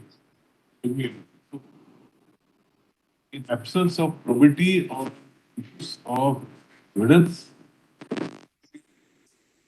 to do some kind of thumb interest. There is no other option. In the same way as maintenance, you have to look at the income tax return, but you also know that sometimes these are not reflections of, so while even granting interest, there is some value judgment which we have passed, some kind of, where we say no, this man must be, if this is his access broadly in the field, he must be working. 799 months. Mobile. Right now. I've lost my job. I've had no reverse ladies saying, look, qualified ladies saying, I've given up my job, I don't want to work. Now give me on the basis that I don't want to work. It's also not an acceptable situation. So, social issues. Well, at the end of the day, it's very difficult to sit in judgment over what goes on inside the home of the marriage. It's very difficult to say you are at fault, or even to evaluate their behavior. So much is a matter of personal perception. That's why it's this relationship is a realm of the intimate. You can't say where it began. Very difficult to pinpoint where it began. Maybe our perception, maybe A has done it, but the fact is that B may have said something or done something which may have triggered it off. The trigger continues. Nature is everything is behind. Ultimately, the relationship is broadly behind four corners of the house and the closed door. You're not going to find. So, Milan, I'll quickly finish with. But in this Bhagat versus Bhagat, madam, in Bhagat versus Bhagat, the court dissolves the marriage on the ground of cruelty. I've seen that. Yes. In Bhagat versus Bhagat, court records a finding that there is cruelty. And under section 13, the marriage is dissolved. Yes, my lord, yes. And that is actually something that I would commend for acceptance, my lord, in the sense that you don't really need 142. And that is why the question of consent is totally irrelevant, my lord. It's totally irrelevant. Because at the end of the day, the judge is the arbiter of that dispute. There's always going to be lack of consent, always, invariably. But how do you deal with a situation where there's lack of consent? Ultimately, someone takes a decision. And everything is changing to the extent. Viewed in person. By reasonably eminent counsel himself in his own case. The other person. In the High Court, not here, in the High Court. High Court is a well-respected lawyer's case and both sides were respected. Yes, they do. Lord, but one essential safeguard, and I'll leave it at that. Lord, even this judgment, actually, let me tell you, my Lord, how I see the issue. There is no time to explain it, but I will put it in a few words. My Lord, it is like. Human being as a species suddenly Yes. move an upward turn. My Lord, Scientists are not very clear as far as I know. I'm not usually informed about science, but from what little I know. as I see it, and this judgment has glimpses of that argument, and there has been an evolution of the law on how you interpret cruelty at all. And I'm suggesting that we interpret it more and more liberally. And it's not cruelty in the sense of torture, etc., etc. No. So, and there is a discussion in this judgment how the legislature, while amending the Hindu Marriage Act in 1976, dropped some words such that it's impossible to live with the other. Those words were dropped. Those words existed in a decree for judicial separation. So, the suggestion that I'm making is there's been an evolution of the law relating to how to interpret cruelty as well. The Lordship will see that, my Lord, and para 40. The vintage of time of this case was a little different. So, society was. Today it's gone further on. But even then, while granting on cruelty in para 21, an ultimate paragraph. Yes, my Lord. And my Lord, I really would like to commend this. Though it is on the theory that Para 21, 22 while are scrutinizing very important safeguards while granting a decree. May I read them, my Lord, with some emphasis, with all the emphasis at my command. Before parting with it, I think it's necessary to append a clarification. Merely because there are allegations and counter-allegations, the decree for divorce cannot follow. Nor is a mere delay in the disposal of divorce proceeding itself a ground. There must be really some extraordinary features to warrant grant a divorce in the face. Pleadings, Yes. not divorce on the ground of irretrievable breakdown. Okay, and other admitted material. Admitted materials. Without a full trial, irretrievable breakdown of marriage is not a ground by itself. A lot of emphasis on the word by itself. Yes, now, next sentence is important. But while scrutinizing the evidence on the record, determine whether the grounds alleged is or are made out and are determining the relief to be granted, the said circumstance can certainly be borne in mind. That's what I said. The unusual step as the one taken by us herein can be resorted to only to clear up an insoluble mess. The court finds in the interest of both parties. Now, my lord, I want to just point out 22, the petition for divorce pending in the Delhi High Court is withdrawn to the file of this court and is allowed. The allegations leveled by the petitioner against the wife are held not proved. The honor and character of the respondent wife starts vindicated. My lord, I commend for your lordship this formula for acceptance in cases where your lordships have come to the conclusion that the managers is to be broken down. Because it's also necessary. So that certainly you take it if we accept the principle and we have been following it and will be followed and in some way expounded by us. That when we are doing so, we are saying that things have not worked out. We are not attributing anything. Yes, to so anybody the else. decree should not result in any civil or criminal consequences for either And party. often where divorce proceeds, how do we do it? There are divorce cases already pending, not a mutual consent with allegations. Taking the application of mutual consent in, that petition shall stand withdrawn. All allegations stand withdrawn.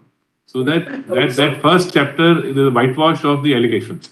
And then it's a power exercise. That can Quite a smith. the parties agree to file under 13B, to withdraw all allegations and file under 13B. No, even where we have exercised powers under 142, with one party not That's consenting, we made sure that the allegations do not stand up.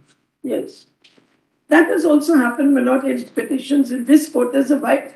My lord, initially the only dispute was whether the 6 months waiting period. That was a more limited. That's a more Waived. limited. That was the only issue the court was considering. We- Then the court went on to consider whether the 18-month period you can grant a decree when one of them withdraws, but after 18 months. And those are the kind of cases that came to the 142. But there are also cases of the 142 where divorces have been granted without the consent of one of the parties. And your lordship will find in this case there is not even a reference to 142 in Bhagat versus. It's an ordinary matrimony dispute. Because the decree was granted On cruelty. on one of the specified grounds in the Hindu Marriage Act, but yet in some way covering up the concepts of allegations. See, look at the time period is different, 94 and 2022. Huge social change, 18 years is a huge time for a social change. 28 years. However, we have to think of their, I think, ability to do innovative thinking when the society was different in 1990. Yes, well, also, if your lordships are inclined to take the view that such decrees can be granted, obviously your lordship will put certain indicators in place Yes, and certain safeguards. yes. So that's why I call them proxy indicators, that they are actually indicators which are telling you that the marriage is broken down. That's the way to look at it. Now, my lord, I would like to take you to paragraph 22 of my written note to give you the evolution of the law, because this is where I come to the conclusion that irretrievable breakdown is a compendious expression for divorce with fault. Now, my lord, let us look at what happens in other common law jurisdictions. Evolution of the law of irretrievable breakdown of marriage. In the UK, the Divorce Reform Act of 1969 introduced the language. My lord, please note I'm being very specific with the use of my word. I'm saying it was the language of irretrievable breakdown of marriage in section 1 and 2. But look how it read. After commencement of the act, the sole ground on which a petition for divorce may be presented to the court by either party shall be that the marriage is broken down. Now, subsection 2. The court hearing a petition for divorce shall not hold that the marriage has been broken down irretrievably unless the petitioner satisfies the court of one or two of the following facts. That the respondent has committed adultery and the petitioner finds it intolerable to live with the respondent. That the respondent has behaved in such a way that the petitioner cannot reasonably expect to live. That the respondent has deserted the petitioner for a continuous period of not less than 2 years immediately preceding the presentation. That the parties to the marriage have lived apart for a continuous period of at least 2 years immediately preceding the presentation of the petition, and the respondent consents to the next remain granted. That the parties to the marriage have lived apart for a continuous period of at least 5 years immediately preceding the presentation of the petition. A petition for divorce shall be the duty of the court to inquire as far as reasonably can into the facts. Every word is significant, and I would emphasize it. To inquire as far as it's reasonably possible. This raises the question of standard of proof, Lord.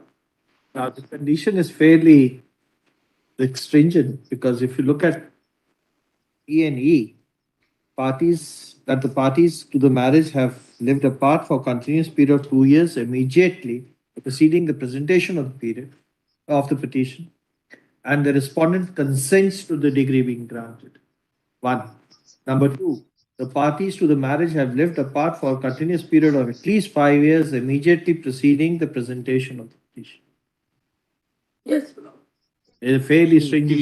When you talk about here under this act, irretrievable breakdown of marriage, you can only claim this in the absence of consent after 5 years.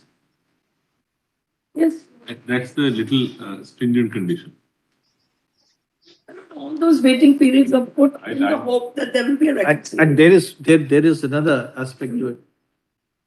In that society, normally both the spouses are working. They work. It's true. It's the normal route. It's normal. Yes, working parents. Working Indication from the partners. transfer petitions, let me ask, that To be honest, this statute has undergone amendments any number of times, and some of these periods have been shortened, not shortened. The reason I put it on record is to show that despite the factors that exist, they use the expression irretrievable breakdown. So there's a lot of significance to that, Milord, that it is a factor to be taken into consideration when certain facts exist. And that's why I repeat, Milord, these are really only pointers to the breakdown. So you think, in the transfer petitions, which we have seen, if I can say, more than 50%, then I would take that as indicators of failures of marriage, because those are coming being launched, are within the scope of 0 to 3 years marriage.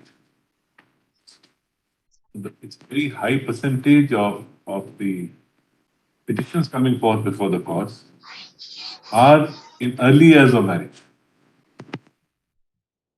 I've seen same day, I've seen 2 months, I've seen 2 years, but a lot of them are in the range. I would say almost about 50% would be in the range of 0 to 3 years of marriage. Yes. So that's why when I looked at 5 years, I thought, unfortunately, in this country, there are not enough empirical studies. But in the UK, before they passed these laws, must have done their own. they commissioned Royal Commission reports on what are the patterns of divorce, what are the reasons, what are the causes, what are the consequences. But what happened here in 2010? We just introduced a bill in Parliament, irretrievable breakdown, without any empirical data as to what are the consequences. Empirical study we don't do. I've been emphasizing judicially legislative impact studies. Just bring in legislation without any legislative impact studies. It's a great problem. The consequences are felt after the legislation comes. But, my Lord, with respect, I wish to say that the law in this country is changing. After the passing of the Prevention of Women from Domestic Violence Act, we now recognize non-marital unions as deserving of protection of the law. It says that it's an act which extends not only to married women, it extends also to people who are living in a relationship in the nature of marriage, which was intended to bring in civil unions or of a conjugal nature. And this court has explained what is the meaning of that expression, relationship in the nature of marriage, basically by saying there has to be conjugality. Changing. That is a major factor, my Lord, that the lordship will have to make. Indeed, I can make bold.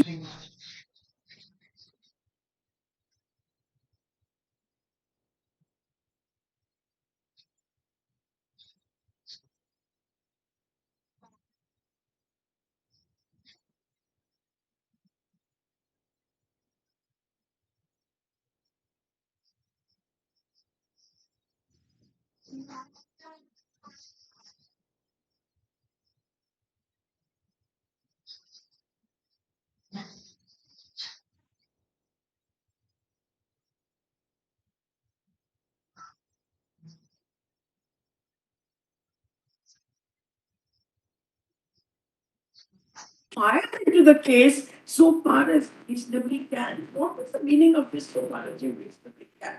Because there's a point beyond which you cannot inquire the case. Personal. Yes. Can't get into this. Yes. Relationship. And there is also case law. I can point to it. There was a time when judges were using proof beyond reasonable doubt in matrimonial proceedings in England. In England, it's there, all reported judgments law. Then a court had to step in and say, sorry, matrimonial proceedings are not criminal proceedings.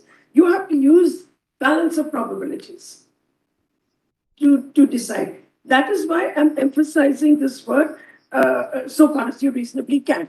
So, my only suggestion that I'm making, which I mean, sooner or later put it into writing, is that give a liberal interpretation to Section 13. Read into it irretrievable breakdown when you see certain proxy indicators.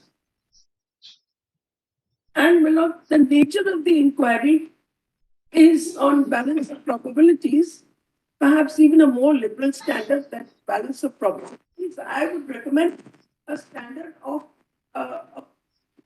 perception of the people. That's been done in the case of sexual harassment. That standard is used in law. Because somebody can say, this is my perception that it is sexual harassment, your perception is that it's not. Yes. It's a classical case, in which perceptions differ. So, if you use these three legal tools, more liberal interpretation, the question of what it will be, and a more liberal interpretation of standard at which evidence will be evaluated, where inter alia, your lordship uses the perception of parties themselves as a standard of proof of facts and circumstances, and then puts in place certain proxy indicators along with certain safeguards. I don't know whether this proceeding will indicate the precise parameters of financial relief, but that may have to await another case. The safeguard must be there. We certainly will build into it the concept of a safeguard. Yes, the safeguard that before any such decree can. And what I'm saying is, your lordship may not be able to give a measure of what should be given. For the moment, in my mind, I have only used the standard of living to which the husband is accustomed, which has been used in law. Until we see an amendment that says that matrimonial property should be equally divided.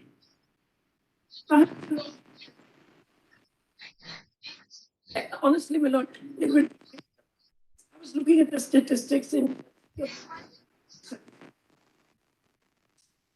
There is data of how many divorces are filed every year in the country.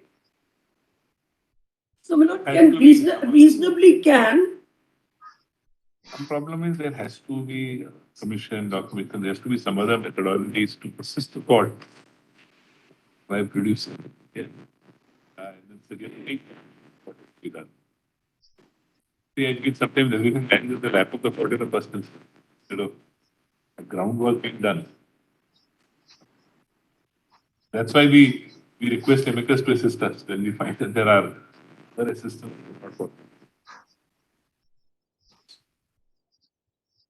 No, my lord. For example, this paragraph 6, I'm sure, has been amended or there is case law. But the purpose of this act, a husband and wife shall be treated as living apart unless they're living under each other in the same house. So this is no longer the law. Now the law is you can live under the same household and still. Definitely. My lord, in this subsection 5, that what is the meaning of living apart? That means you have to be not in the same household. But this is no longer the law. You can be living in the same household and yet be living apart. Even this court has held that. Yes. Now, my lord, I I come to my submission in 2423. From a reading of Section 1 and 2 of the Divorce Reform Act 1969, it is apparent that the factors such as adultery behavior in a manner which petitioner cannot be reasonably expected to live with the respondent, desertion, or at least 2 years, parties living apart for at least 2 years, apart, 5 years, immediately preceding president, were all taken into consideration while deciding whether the marriage had irretrievably broken down. That's why I said these are proxy indicators. But what you're looking at is there a breakdown? What is happening today under our dispensation is people are not even looking at the issue whether there's a breakdown. It thus submitted that the above factors are indicated. Now will not come to a qualitative in the law. In 1973, UK passed the Matrimonial Causes Act. The Act continues to be enforced till date. However, the Act of 73 was further amended by the Divorce Resolution and Separation Act. Section 1 and 3 read as follows. Subject to Section 3, either or both the parties of marriage may apply to the court for an order or divorce which dissolves the marriage on the ground that the marriage is broken down. This is not, now you can say it's a no fault case. Court dealing with the application under subsection must state a statement to be conclusive evidence that the and make a divorce.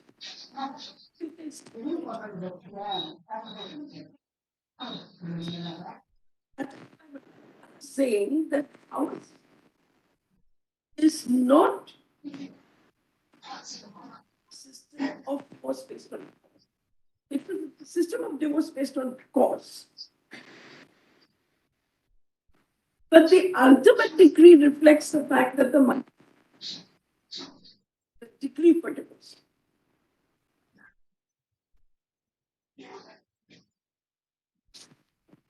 I'm sure that we may not be able to, I may not be able to, perhaps I won't be able to persuade you that you should also take a statement. Because that is, at the end of the day, the judicial body looking into it. But here what they've done in England is, they've said no, either or both parties pay It's just taken them so many years to come to this stage. Yeah, also it will take time. I was myself surprised a lot because of this confusion in the head, fault and no fault are the same, but they are The changed when you say distinction purpose. is obliterated there, but Yes, I'm surprised. In between the amendments, but this is the latest amendment now. It is generally believed that changes made in 2022 depart. However, it is submitted that irretrievable breakdown cases mentioned in the original Act of 1973. It is worth noting that irretrievable breakdown of marriage is the consequence of pre-existing causes. That is why, my lord, in the this court said there was seen as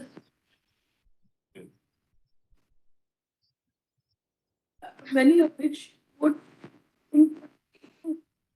include adultery, desertion, cruelty, or separation over a continuous period. In other words, I'm saying, well, these are not exhaustive of the issue of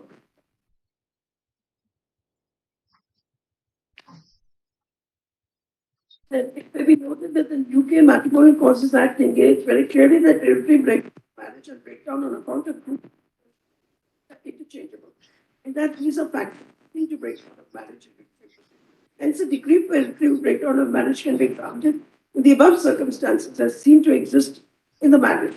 Period of separation, this is my suggestion, you know. The period of separation will include the period, and it was pointed out to me by this court that in the UK they say the period has to exist prior to the filing of proceedings. But my suggestion is, my lord, the pendency of courts having regard to the enormous delays should also be taken into consideration.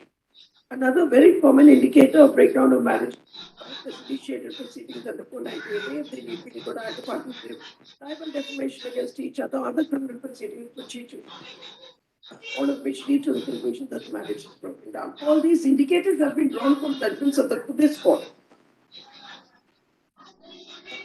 Then, my lord, here, my lord, when I deal with the fault theory, it is true that some of the statutes deal with divorce contain provisions to the effect that it is to be satisfied that the party is not taking advantage of their own wrong.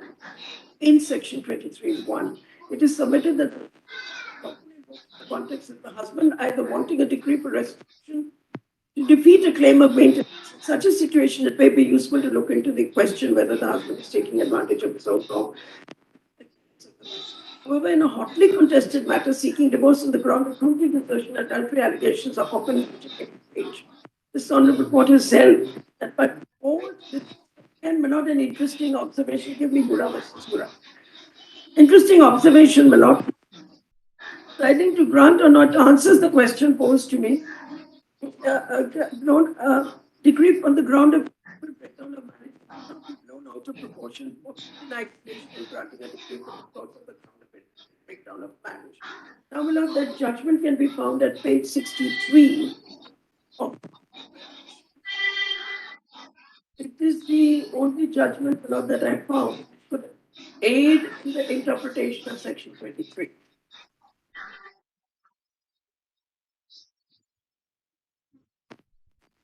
Again, this I won't get you through the facts because there were again multiple allegations. The allegations you will find at internal page 68. I mean, the allegations and counter allegations that they were having pornographic relationships.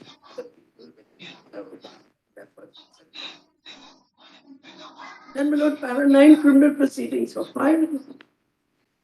So there's consent divorce filed, withdrawn. After that, consent withdrawn in the window. Yes, multiple petitions for divorce were filed. And then the indicators are at page 65, para 19. While considering the matter in detail, they found that they had not disputed the following: marriage parties dead and broken down. There were allegations and counter allegations between them, and also sports. And love is lost between them. There is a delay in the disposal of the matter. The husband has married again and has got a child. The wife has not withdrawn her consent lawfully given for a period of 18 months. The joint petition filed in the court by the parties have settled the matter, and the wife has renounced her right to claim maintenance which the parties prayed for was only a decree for definition of marriage and mutual consent. It appears that the appellate court was not come to court with clean hands. In that he married during the pendency of the proceedings. It may be as expressed by the appellate court that the factor such as marriage is dead and has broken down irretrievably, that there was no chance of reunion, that there were allegations and counter allegations made by the parties, and the parties were residing subject to 13 years. Each one of the above factors by itself individually may not have photographed. This is another legal formula that they use. Each one is not sufficient, but cumulatively they are sufficient. Here at the view that the cumulative effect of various aspects of the case in dispute is found that the marriage is dead, both emotionally and practically, and there is no chance at all of shame to survive. And a continuation of such relations is only for namesake, and that no love is lost between the parties who have been fighting like Kilkenny cats. And there is a long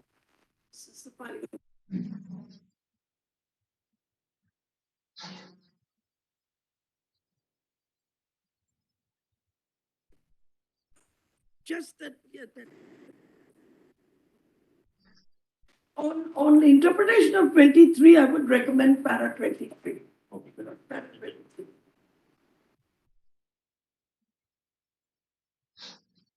We cannot do, we have not lost sight of the fact that the conduct of the husband is blameworthy in that he married a second time and got a child but that factor cannot be blown out of proportion. So, Milord, that answers, I hope, the question about section 23 that was posed to me. Then what do we do? We find that the party asking for divorce is at fault.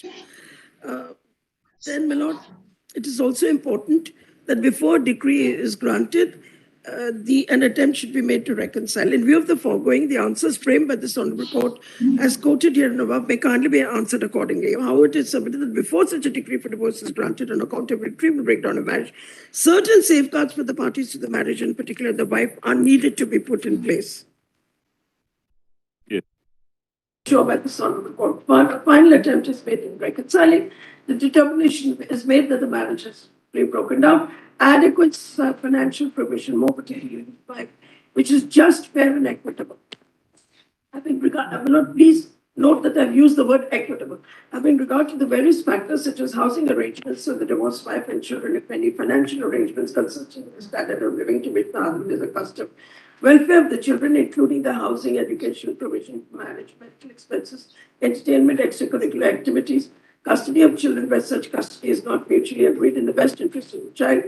And no, this is the last one I've added based on Bhagat versus Bhagat. No blame is attributed to either party as a result of the decree for divorce, which may impact future civil or criminal proceedings. Now, this is just a checklist. Now, obviously, each one of them in the matrimonial law of other countries is very highly evolved, where the statute itself deals with financial provision. And I must point out, Milord, I'll be failing in my duty if I don't point out that England does have a regime of equitable distribution of matrimonial property on the breakdown of a marriage. We don't have it. More the reason why we should be careful in putting these safeguards in place while granting such a decree. Milord. A lot of attention will have to be paid to the fact by the judges that, Lord, now there are judgments of this court and of the Delhi High Court which cast the burden on the husband to disclose his financial status. And if I may say so, my lord, in the days when black money was very common, it was impossible for a woman to prove what is the real worth of her husband. There is so much hidden wealth in this country, it's unbelievable. But my lord, my information is that after demonetization, it has gone down a little bit. The existence of I would not untaxed money, but how much I... Technology and methodology today are available to get indexes to give us a better assessment of the income of the husband. Maybe returns, income tax returns, it may be other assets, ability to value those assets. Anything else? Well, only one thing remains. I am keen on your lordships accepting the proposition that the right to marry and the concomitant analogous right to not to exit a marriage is a fundamental right. I would put it squarely under the right to life and liberty, read with the right to form associations. Well, at the end of the day, a marriage is an association. It is a right to affiliate. When fundamental rights are subject to reasonable extent. It is, Lord. It's going to be, whether you like it or not, it's going to be a very major issue which is going to surface in this country. In a multiplicity of situations. Not that I'm arguing proxy for anything, but I need to let you know that there are petitions pending in the court where gay people have said we also have the right to marry because it's the right to affiliate. What the court will decide is not for me to say. But this is well traversed ground. Can we step into those domains in these proceedings? Would be difficult to. I may have my own views in it, but I can step into those domains is a little difficult because then it would be really foreclosing the opportunity in those cases of this issue being debated. No, my lord, I am more interested in saying that right to divorce is a fundamental right. I am not asking you to address for the purposes of this case. For the purposes of this case, my lord, what we are looking at is there a right to divorce? What is the nature of that right? There is no doubt there is a right to divorce. There is no doubt there is an enactment now for right to divorce in every provision. Question is where there is a cause, and the cause may be by one person, or both persons or other person.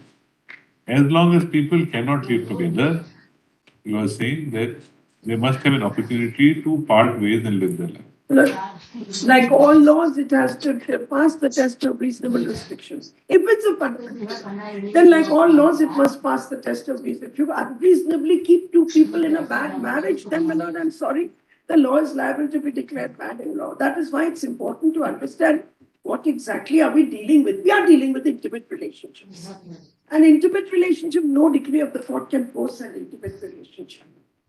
That I'm only arguing that you must keep that in mind.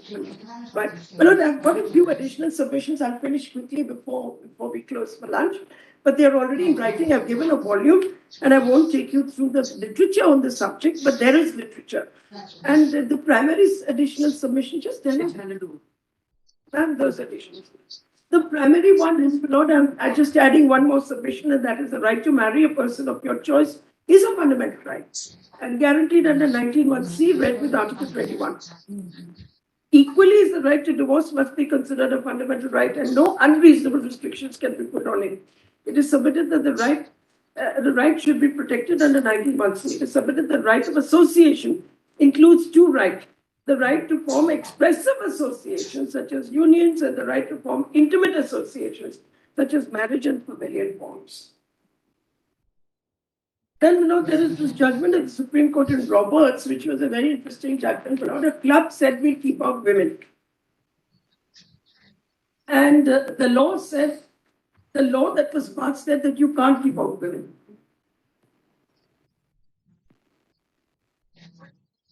And in that case, they distinguish between intimate relationships and non-intimate relationships. So they said, all right, we can force somebody to become, to take a woman as a member in a club, because it's not an intimate association.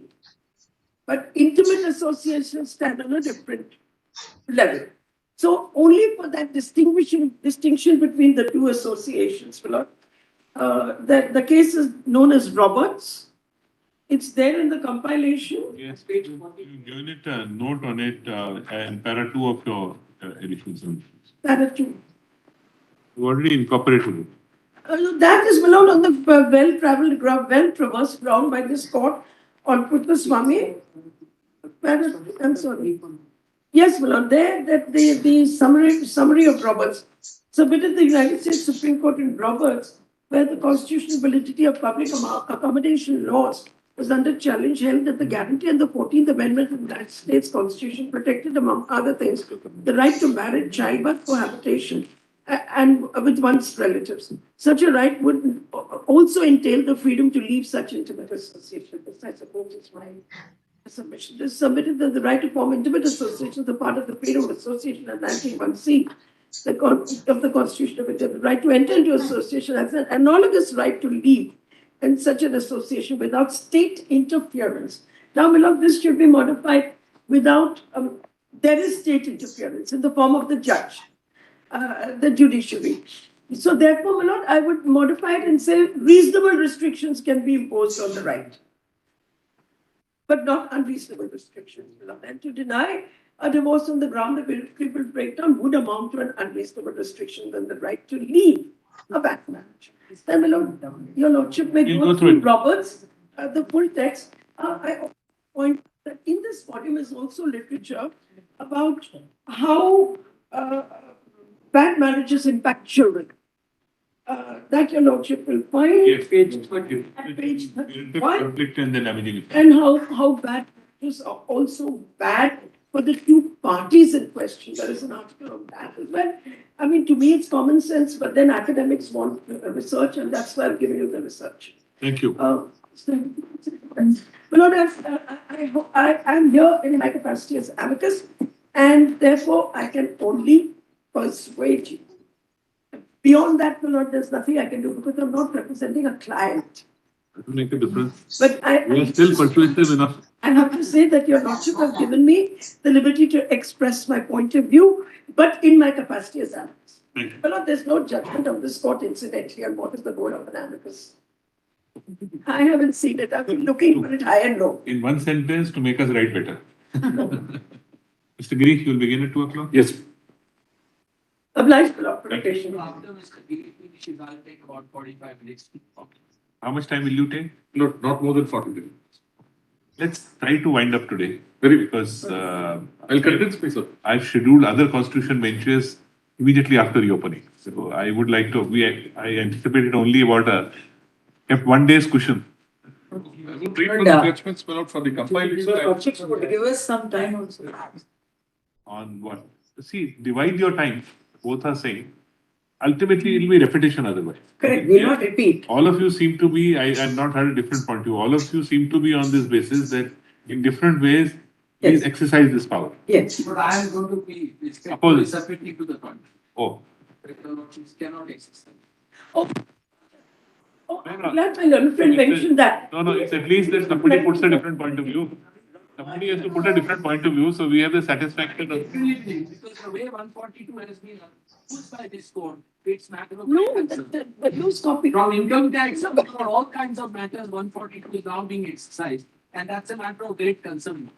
Probably on the argument about fundamental right to association and then fundamental right to get divorced, we may not be agreeable with the submission, But on the question framed, we would argue that yes, it can be exercised, it can be molded, it can be read into the enactment. Will be our submission. If Mr. Dave, One, I try to wind up not in 35 If you can wind up in 30, I'll just 35 make the minutes. points And for- similarly, Mr. Dave, if you can make an endeavor to 40 conclude. minutes max. I won't take. I'm trying to persuade you to take 10 minutes less so that the others get it done. I should have mentioned, just give me 2 minutes, delay your lunch by just 2 seconds. At 2019, 853, page 1, just make a note of the judge. It is a case where the issue was whether voice sampling can be done. Yes. And one of the arguments was that this would go against the right to self-incrimination. The court rejected it. But what is important in support of my argument that it can be done under 151 is this court actually said we can give this power to the court, to the magistrate court, para 22. That was done. So far as the second basis of the view taken is concerned, we have already expressed our opinion that what may appear to be legislative inaction, very important not in the light of Mr. Dave's submission. To find, no, because he's. I know you're yes, and I'm glad there's a contrary point of view because I can counter it.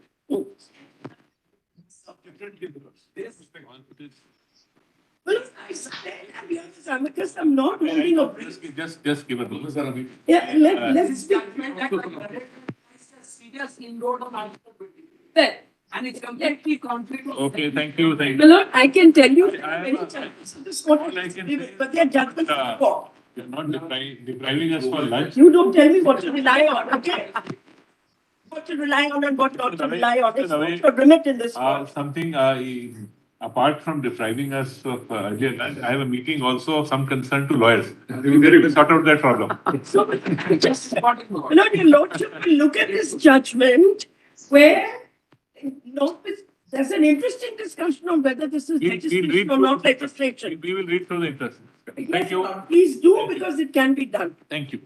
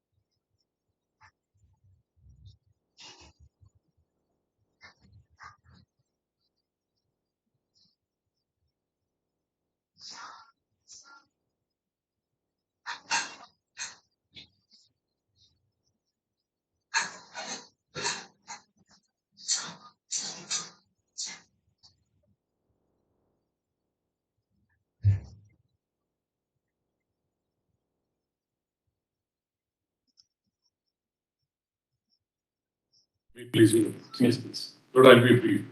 Except that, my lord, on two aspects, probably, my lord, what I uh, like to comment for your lordship's acceptance, I'll mention it. Yeah. But the paragraphs in the judgments, my lord, the judgments are all condensed in two compilations. One which was handed over yesterday, the other which was handed over. I'll give the paragraph numbers of the judgment. Or if your lordship's feel, because there is paucity of time. Yes. There is the purpose of this reference. I'm looking into the purpose. There are three questions. Actually, only one has been dealt with. Welfare. Yes. There is no disagreement also on likeness. Only what we framed as the additional question. Yes. Our mind is the real question. Yes, but then also your lordships have The 142 power we exercised. therefore your lordships have kept in mind the situation where the honorable court is called upon to exercise it. Correct. Your lordships questions, the question is not really taken the question as to whether the power can be given to the family court to dissolve a marriage on irretrievable breakdown of marriage. That question doesn't seem to That is the Judging Commission. Take a note of this. You may not labor on that aspect. yes. Let us have, I think, this issue really, substantive issue is there anything whittling down the power of the Supreme Court under Article 1? No, nothing It's which an order for, because if there is the way, that's the aspect is the way speaks to say. yes. No, my lords, there are only two self-restraints formulated by the honorable court. And even note of the learned Attorney General says the same thing. Yes. You can't exercise powers under 142. Says, my lord, that you can't exercise the power under 142 when one contravenes any of the part 3. Two, when it goes against any substantive breach. Part 3, of course, my lord, it doesn't. But I may not come in for your lordship's acceptance. What Singh was saying, that the right to get a divorce should also be a fundamental right. I think that's pitching it a bit too high. Anyway, my lord, probably the safer route would be that it is not a matter which is engaging your lordship's attention in these proceedings. Maybe sometime later, as law progresses, and maybe when your lordships also are there. There are time for that thing is coming. Yes. Then apparently, The time for that thing is not. yes, the Both time socially, legally, politically, and anyway. correct. Therefore, I don't think that is probably not a path where your lordships would think it appropriate to tread upon at this point. Otherwise, when your lordships exercise a power under 142 in this case, obviously it doesn't violate anybody's fundamental. Then, my lord, does it violate substantive provision? My lords, the section 13, which deals with the grounds for divorce under the Hindu Marriage Act.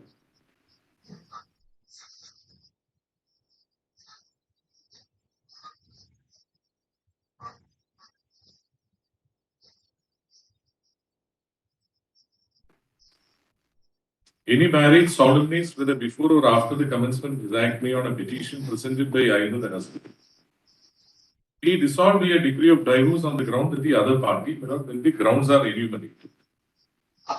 No, my lord, what is also mentioned here, including, my lords, probably a decree for judicial separation which ripens into a decree for divorce under section 13(1)(a). And, my lords, when there has been no restitution of conjugal rights between the parties for a period of 1 year or upwards after the passing of the decree for restitution of conjugal rights in a proceeding to which they were parties. These are also grounds. But textually, my lord, the law doesn't, section 13 doesn't say. Yes, correct. That's why all this debate. Textually, the section 13 doesn't say. No, but I also wanted to. Section 13 does not also say textually that any marriage solemnized whether before or after the commencement of this act may on a petition presented by either the husband or the wife be dissolved by a decree of divorce on the grounds enumerated hereunder and no other. I'm not saying, my lords, that therefore somebody could invent a ground which does not strictly fall within the parameters of section 13 and then say that therefore a divorce could be granted on that. That's not the submission. But there is some indication, my lord, as to why an irretrievable breakdown of marriage could come in itself as a ground for granting a divorce. That is fair. But again, I'm saying that this is under Article 142, but that's a different matter when your lordships are dealing exercise of power. No, my lord, cruelty is one of the aspects of this. Divorce will have to be granted, both physical and mental. The law as it stood originally was only dealing with physical cruelty per se. But later, my lord, some years and decades back, your lordship said that it will be mental cruelty also. Bhagat also, my lord, dealt with cruelty. But there is a very detailed analysis, my lord, of what could constitute cruelty, my lord, in another judgment of the song, pre-judge's bench. Samar Ghosh. Samar Ghosh. Samar Ghosh, my lord, paragraph 101 deals with it. Your lordships only have a look at it. I'll just take 2 minutes to react. I produce a wrong Ghosh, but Ms. Mohana, fortunately, my lord, in a compilation, has produced it, and that is tag number 6. That is in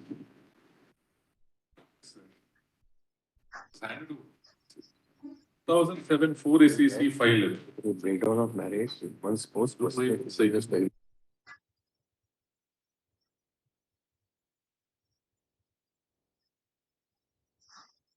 But it's enough if your lordships kindly come to paragraph 101.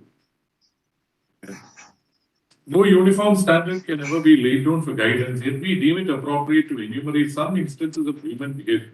My lord's got it, but I'm sorry. Tag 6, my lord, I think the tags are fixed. Tag 6 is 2007 4 SEC 511. Yes. Samar Ghosh versus JR. And then if your lordship kindly come to the 546 printed or 546 of the report, para 101.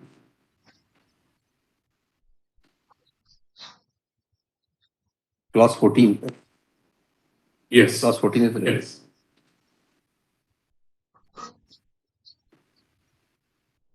One to clauses, my lord, deals with what could amount to cruelty, what could amount to mental cruelty.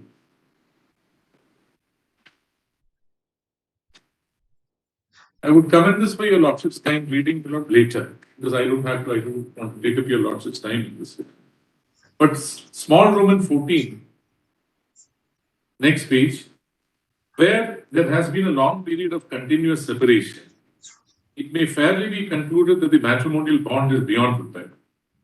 The marriage becomes a fiction, though supported by a legal tie.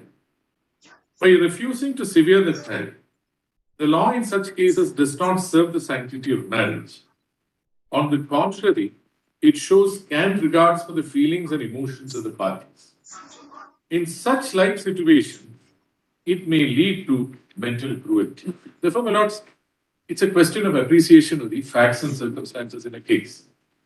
Then, my lords, the court finds that there has been an unnecessary recalcitrance on the part of one of the spouses, in spite of the fact that there is an irretrievable breakdown of marriage, or that they have not been cohabiting for a long period of time.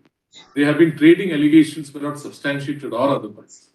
Or if there is proof to show that one of them has been indulging, my lord, in adulterous behavior. Or there are certain other grounds, my lord, which are part of the enumerated grounds under the Act. And therefore, my lords, if cruelty is made, if otherwise, my lord, cruelty is made, then probably, my lords, the recalcitrance on the part of the party.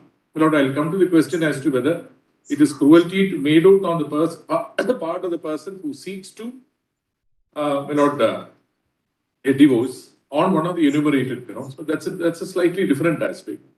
But otherwise, my lord, if on the facts and circumstances and on the appreciation of materials it is made out, that if the marriage is irretrievably broken down, that there is no cohabitation, parties have been living separately, they have been trading allegations, and my lord, they have been living separately for a continuous long period of time, and the litigation has also proceeded to some extent. Nevertheless, there is a recalcitrance on the part of one person, one of the spouses, my lord, not to consent for a resolution of marriage, but say that I'll hold on to it, I'll make her pay, or I'll make him or her pay for it. Let them litigate for another. Then that is one of those areas where your lordships could come in and then say, this amounts to a cruelty. That also happens often at times. Yes. Where somebody feels that, okay, you have spoiled my life, I will not let you leave her. Correct. My lord, if it comes to that, my lord, why I respectfully submit that this may, of course, my lord, your lordships may have to elaborate on it, but that's your lordships may consider whether it is worth elaborating. See, it's very, I don't know, speaking for myself, very difficult to think of all the innumerable Myriad situations, my lord. which may arise, especially in an interpersonal relationship. And where exactly we should work it out. Honestly, something like 136. When you say not ground 136 will be worked out or not, you see it and you feel this is a case for 136 or not. Some variation will occur because Correct, my court lord. sits in different benches. Not Though the law may not be completely in favor of interference. Similarly, Nevertheless, where to exercise, which factual scenario. Very difficult to enumerate, give all illustrations, give all possibilities. There it should be exercised. Issue here also before us is this, according to me. Are we entitled to exercise under 142? your We are lordship, not setting down the norms that where all we should exercise under. Either we have a right or we don't have a right. no, my lords, the power under 142, my lord, pristine power under 142 is not cribbed, cabined, or confined by any my lord, any restraint, either flowing from the constitution or, for that matter, flowing from any statutory push. It's plenary in character. My lord, I'm only repeating the words that this honorable court has used in several judgments dealing with that. Part of the compilation, my lord, at least 2 judgments deal with the power under 142. But I'm not taking up your lordship's time. I have given the relevant paragraph numbers also. Roypa, several other cases when Premchand Gar, Union Carbide, Supreme Court Bar Association, the BSP Rajana. All those, my lord, serial numbers 23, 24, 25, and 26 in this compilation deal with that. My lord, I have given the page numbers. No, my lords, therefore, there is no, it's not a case, my lord, where this honorable court would find that the power is not available. Because it's plenary in character and it's supposed to be exercised ex debito justitiae. Why would your lordships find that there was injustice? Lordships would find that there was injustice because you can't keep 2 persons who cannot say eye to eye, not continue in the same manner. And may not probably throw the remaining members of the family also into disarray. Not by compelling them, no, you can't, you don't come under any one of the straightforward parameters of any one of the enumerated grounds, therefore we will not interfere. This is one of those classic cases where your lordships would find that what is happening is injustice, and therefore your lordships would interfere. But that would be a pristine case of exercise of power under 142. Where your lordships have given it a name, irretrievable breakdown of marriage. Lord, this I invited your lordship's attention to only because there is an argument that in 2 judgments of this honorable court, it has been said that this honorable court decides that there is an irretrievable breakdown of marriage and grants a resolution in that regard. This honorable court is actually embarking upon a judicial legislation. And that is not something which is on and therefore it should not be done. There is also another argument that while doing so, the honorable court has probably would be contravening an express provision of a substantive provision of law, which again, my lord, I don't think is correct. There is no express provision of law or statute which is being contravened when the honorable court says that, yes, this is one of those cases where there is an irretrievable breakdown of marriage, and therefore it would be better that the parties are resolved to a degree of resolution of marriage as such. It is an area where actually the legislature and the wisdom has not created a ground. So it's absence of ground, not prohibition of. That's right. That's it. Therefore, my lord, please put it, my lord, this I would most respectfully come on for your lordship's acceptance. In exercising the power under 142, your lordships are not contravening any exception. Obviously, your lordships are not contravening any fundamental right. Obviously not. There is no substantive provision which is being expressly contravened. And it is only in that regard, my lord, as I said, that section 13 does not speak about an exhaustive enumeration of the grounds. That is not to say that one can invent ground and then go to the court and then see. That is why, my lord, I would respectfully submit this para 14 to put it on that platform, which is discernible and textually available from a reading of section 13 of the Hindu Marriage Act. That an unusual, unjustified recalcitrance on the part of one of the parties to the marriage to cling on to it and not grant a divorce or not let the other party free, in spite of, my lord, there is an irretrievable situation of irretrievable breakdown of marriage, would probably amount to a mental cruelty, my lord, which is discernible clearly my lord, under section 13, which is one of the grounds under section 13. Which 18 cruelty, we don't intervene.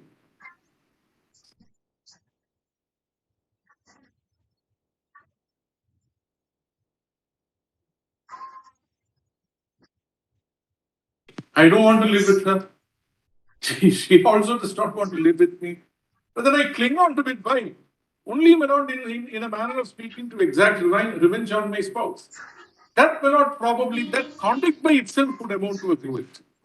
And if that is sufficient, and it is up to your lordships to discern from the facts and circumstances in each case whether it would amount to a cruelty, then I would respectfully submit there is no question of contravening any provision, but your lordships are only devising a tool by which your lordships would say, to do complete justice between the parties, we are saying that please part ways and go forth in your life. You know, this is one of the aspects by which, or one of the methods by which your lordships would probably say that exercise of power under Article 142 does not really come across any, or it does not frontally assault any one of the self-restraints that your lordships have adopted for your lordship's sake in this regard. Now, this is one aspect on which, my lord, I would respectfully submit that your lordships may kindly bestow consideration. But this is under 142. But when it comes to, my lord, the trial court or even the high court, my lord, dealing, that's the family court or the high court dealing with this, it's a slightly more tricky situation. I really don't know. Mr. Giri, if you once accept clause number 14, yes. then how can you say that the trial court and the high court cannot go? No, my lord, that's because, my lord, the clause, accepting clause 14 and then transforming itself into a ground which is discernible under this judgment is not under 142. No, this judgment is not under that. That's right. That's it. So if this is the ground of cruelty, yes, if it becomes a ground of cruelty, your lordships are there. it cannot be done under 151. 151 is purely procedural. But if this is a ground of cruelty, Right. Your lordships are there. then it can be done. Yes. Yes, but I did not. It did not strike me with. In fact, I vote on. it's a long list of instances of cruelty. Paragraph 101. Yes. On which decree could be passed under section 13. That's what Yes.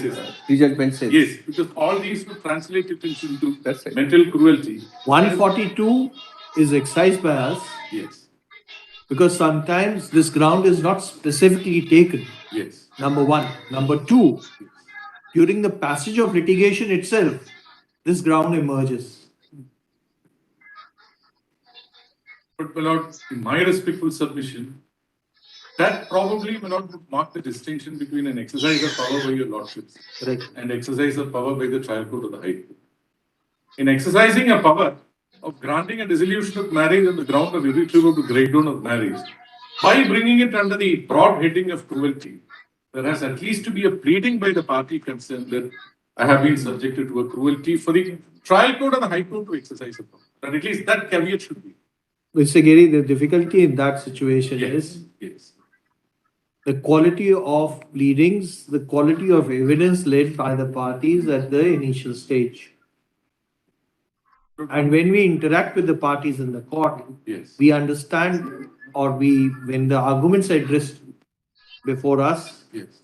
that time we understand what is the underlining, or the differences have become so much that they cannot stand each other. They can't even try and negotiate with each other.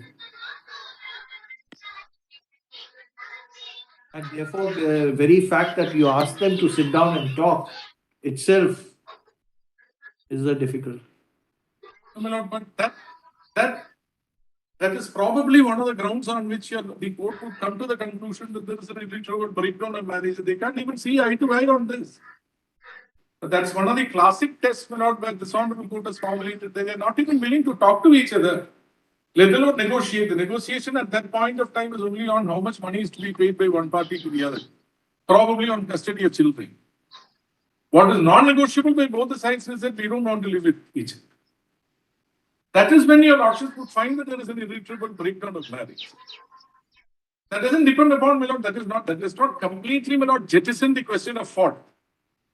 There could be a fault. Cruelty is one of the fault, is predicated on a fault theory. One can't completely jettison it out of question.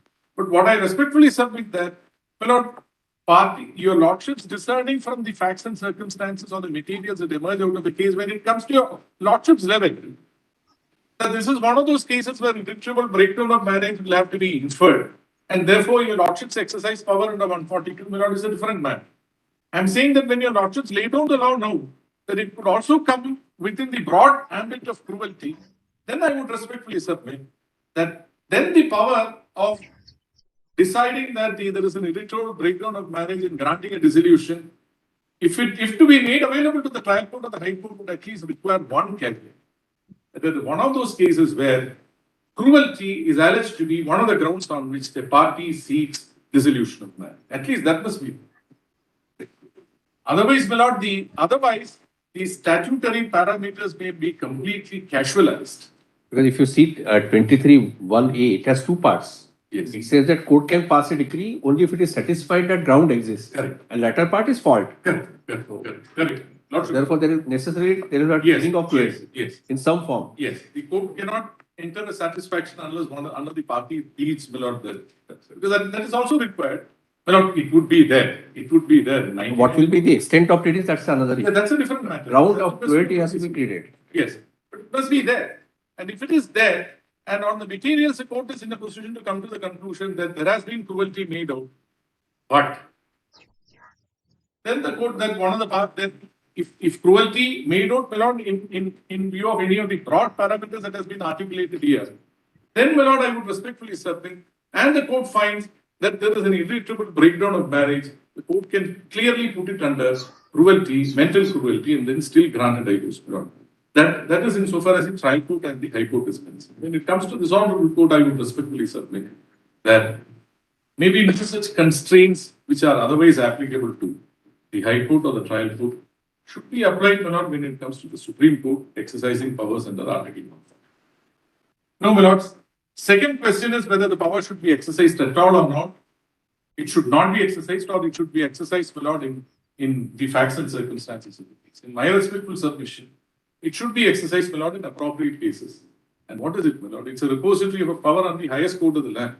And if the honorable court cannot exercise power under Article 142 when justice requires to do so, when, my lord, injustice is to be addressed, then, my lord, I don't think we will be paying heed to what this honorable court has held, my lord, over the years as to the final repository of power, my lord, in the Supreme Court under Article 142. That is what it has always done. We do it to do complete justice between the parties. It could be, my lord, in a fundamental rights case, it could be in a tax issue, it could be anywhere. There is no, that's what I submit, my lord, it is not cabined or confined to any other provision of law. It is treated as plenary in character. It has been held to be declaratory of the power that is vested in the Supreme Court otherwise. And therefore, my lord, it cannot be restricted in any manner. And therefore, my lord, in appropriate cases, where your lordships find that ex debitio justitiae, the parties should be directed to go their separate ways. The honorable court could interfere under Article 142. Now, my lords, this takes care of questions 2 and 3. Now, my lords,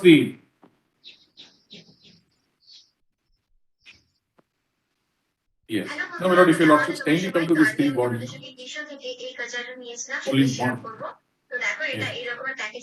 Lord, my written submissions are at page 12 to 17.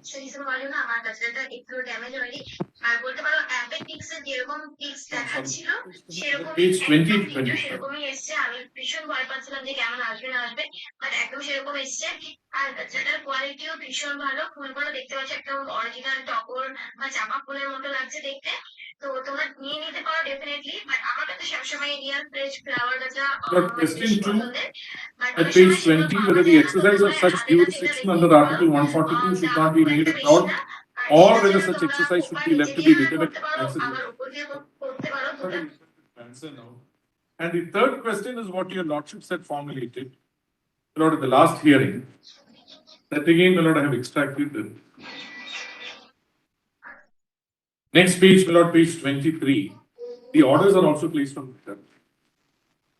Whether the power under Article 142 of the Constitution of India is inhibited in any manner in a scenario where there is an irretrievable breakdown of marriage in the opinion of the court, but one of the parties is not consenting. That is also, my lord, I just attempted to answer your lordships. Answer the question. My lord, the first question is what could be the broad parameters for exercise of powers under Article 142. of the Constitution to dissolve a marriage between the consenting parties without referring the parties to the family court to wait for the mandatory period prescribed under Section 13B of the Hindu Marriage Act. Again, my lord, your lordships have confined into a question of Article 142. Now, my lord, can I just read for a moment, my lord, just these 1.5 pages, and then, my lord, I'll just make a submission of that. Question 1. What could be the, I've just read the question. Then, my lord, the first part of it, I only reproduce. Lordships would have also noted that Section 13B, the analogous section under the Special Marriage Act is Section 28. Then, my lords, the first paragraph beginning at page 21. The period of 6 months mentioned in Section 13B2 is referred to as a cooling period by this Honorable Court in several judgments. Largely, this Honorable Court has held in several judgments that the 6 months period referred to in Section 13B2 need not be considered as mandatory when this Honorable Court exercises powers under the Article 142 of the Constitution to dissolve a marriage. The following judgments are relevant. My lord, I have given the judgments. All of them are part of the compilation. In fact, Mr. Giri, Yes. one decision takes a view that even family court can get rid of this 6. Yes, my lord, that is the judgment by Justice Goel. That's right. In that Amardeep Singh Amar- versus Arvind Kaur, 2017-87. On that, your lordships may consider whether that is required or not. Right. The powers of the Honorable Court under Article 142 of the Constitution are always exercised to be to justice, to complete justice between the parties. Following judgments have held as follows. I have mentioned these 4 judgments, not all of them are part of the compilation. The Honorable Court has consistently held that the power under Article 142 is constitutionally conferred on the highest court of the land alone, and the power by itself cannot be considered as confined by any statutory provision. Nevertheless, the self-restrained advice by the Honorable Court and practiced as well as this is that direction under Article 142 cannot be in derogation of any rights under Part 3, including Article 32. It cannot be in direct contravention of any provision of a statute. In the above backdrop, it is submitted that under Article 142, the Honorable Court in appropriate cases direct a cooling period of 6 months be reduced away by declaring the dissolution of marriage to come into effect immediately, provided parties have already expressed their consent for a dissolution or do so in an appropriate way. It is submitted that such an exercise of power would obviously not be in contravention of any right available to the person concerned in the party, nor will it substantially impinge upon a substantive provision of law. This is because Section 13B1 enables the parties to move an application jointly for a dissolution of marriage, not on the fault of either of them, but on consent. This provision deals with the conferment of a right. It is substantive in character. Separation of the parties to the marriage for a minimum period of 1 year as a condition precedent for a joint petition for divorce by mutual consent will have to be treated as mandatory. Obviously, this condition would have been invariably fulfilled in any case where the Honorable Court decides to exercise power under Article 142 by granting a decree for dissolution on mutual consent. In contradistinction to subsection 1, subsection 2 of section 13B deals with procedural aspects in essence. At any rate, the prescription of 6 to 18 months has nothing to do with the conferment of a substantive right on the parties or on the jurisdiction of the court to grant a decree for divorce. In cases where the Honorable Court considers it appropriate to exercise the power under Article 142, a compliance with under section 13B2. Obviously, in such cases, parties would have been litigating over a considerable period of time, and when ultimately the matter reaches the Honorable Court and they decide to go in for a divorce by mutual consent, a further direction to again approach the family court with a petition by mutual consent. Once they enter the clear intent and purpose behind the highest court of the land exercising an inherent and constitutional power to render complete justice between the parties. It is submitted that the following could be considered as a broad parameters for exercise of power under Article 142, as delineated in question 1. Parties have expressed a clear consent to put an end to the relationship. The dissolution of the marriage should, in the circumstances at the level of the Honorable Court, be accompanied by a resolution of all associated disputes. Custody. Prolongation of the list between the parties could spawn further dispute stroke litigation. The Honorable Court is convinced that there does not seem to be any possibility of repair or approach move between the parties. This is just an indication. Of course, if your lordships feel that further conditions may have to be. Your last sentence in clause A requires modification.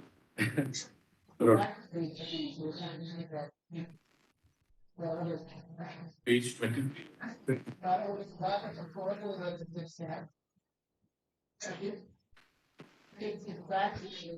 Let's read it.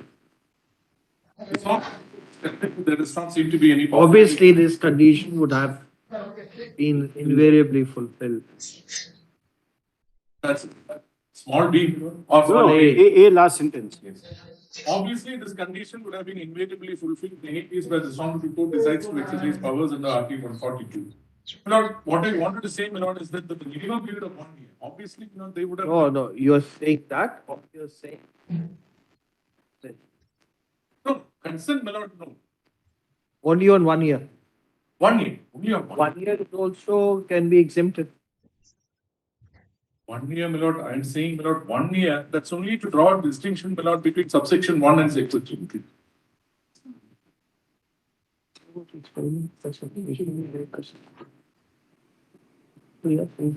No, what's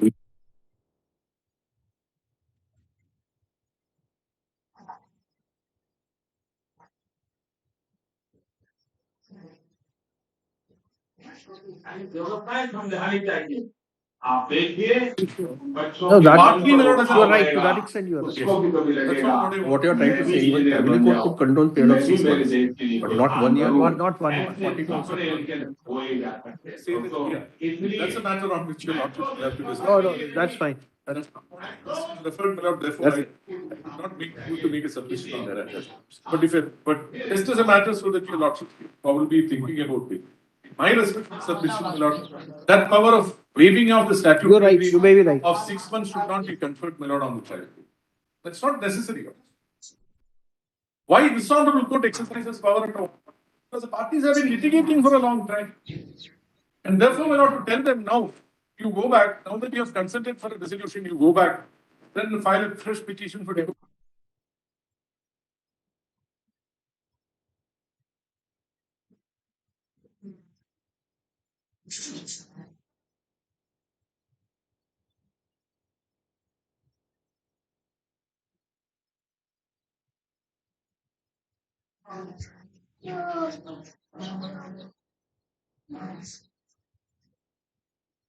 Nine, 10 SEC 4. It cannot be waived by the family court, is what is mentioned. Philosophy seems to mean that people can be impetuous in their behaviors. Absolutely. So give them some time and they should work it out. Correct. Therefore, the consistent line appears to be family court can do away with period of 6 months, but not 1 year. No, family court also. Lord, I would respectfully submit. When it comes as an original proceeding before a family, it's better to insist on the period of time. But it's a completely different scenario when it comes to this honorable. Parties have been litigating, my lord, for ages. And they have been litigating for ages, my lord, on consented ground, on contested grounds. Therefore, by the time they come up to honorable court, they would have probably gone weary, my lord, of all this fighting for all these years. And then they would Giri, once we accept that they have to be living separately or separation for a period of 1 year, yes. then and then they move by joint application. Sometimes they want to get on with the life. Life. They have to move on from the stage. Lord, when the honorable court lays down it as a law, Lord, when the honorable court exercises power, Lord, obviously, it's at this level. There wouldn't be anything rash on that. But, my lord, to give that power to the family court, my lord, across the board, in all cases. No, even that judgment qualifies in which cases power can be exercised. Yes. A blanket power given to the family. 2017 judgment. Yes. Justice Goel's judgment. Yes. So that following that judgment, cases have been decided as weak.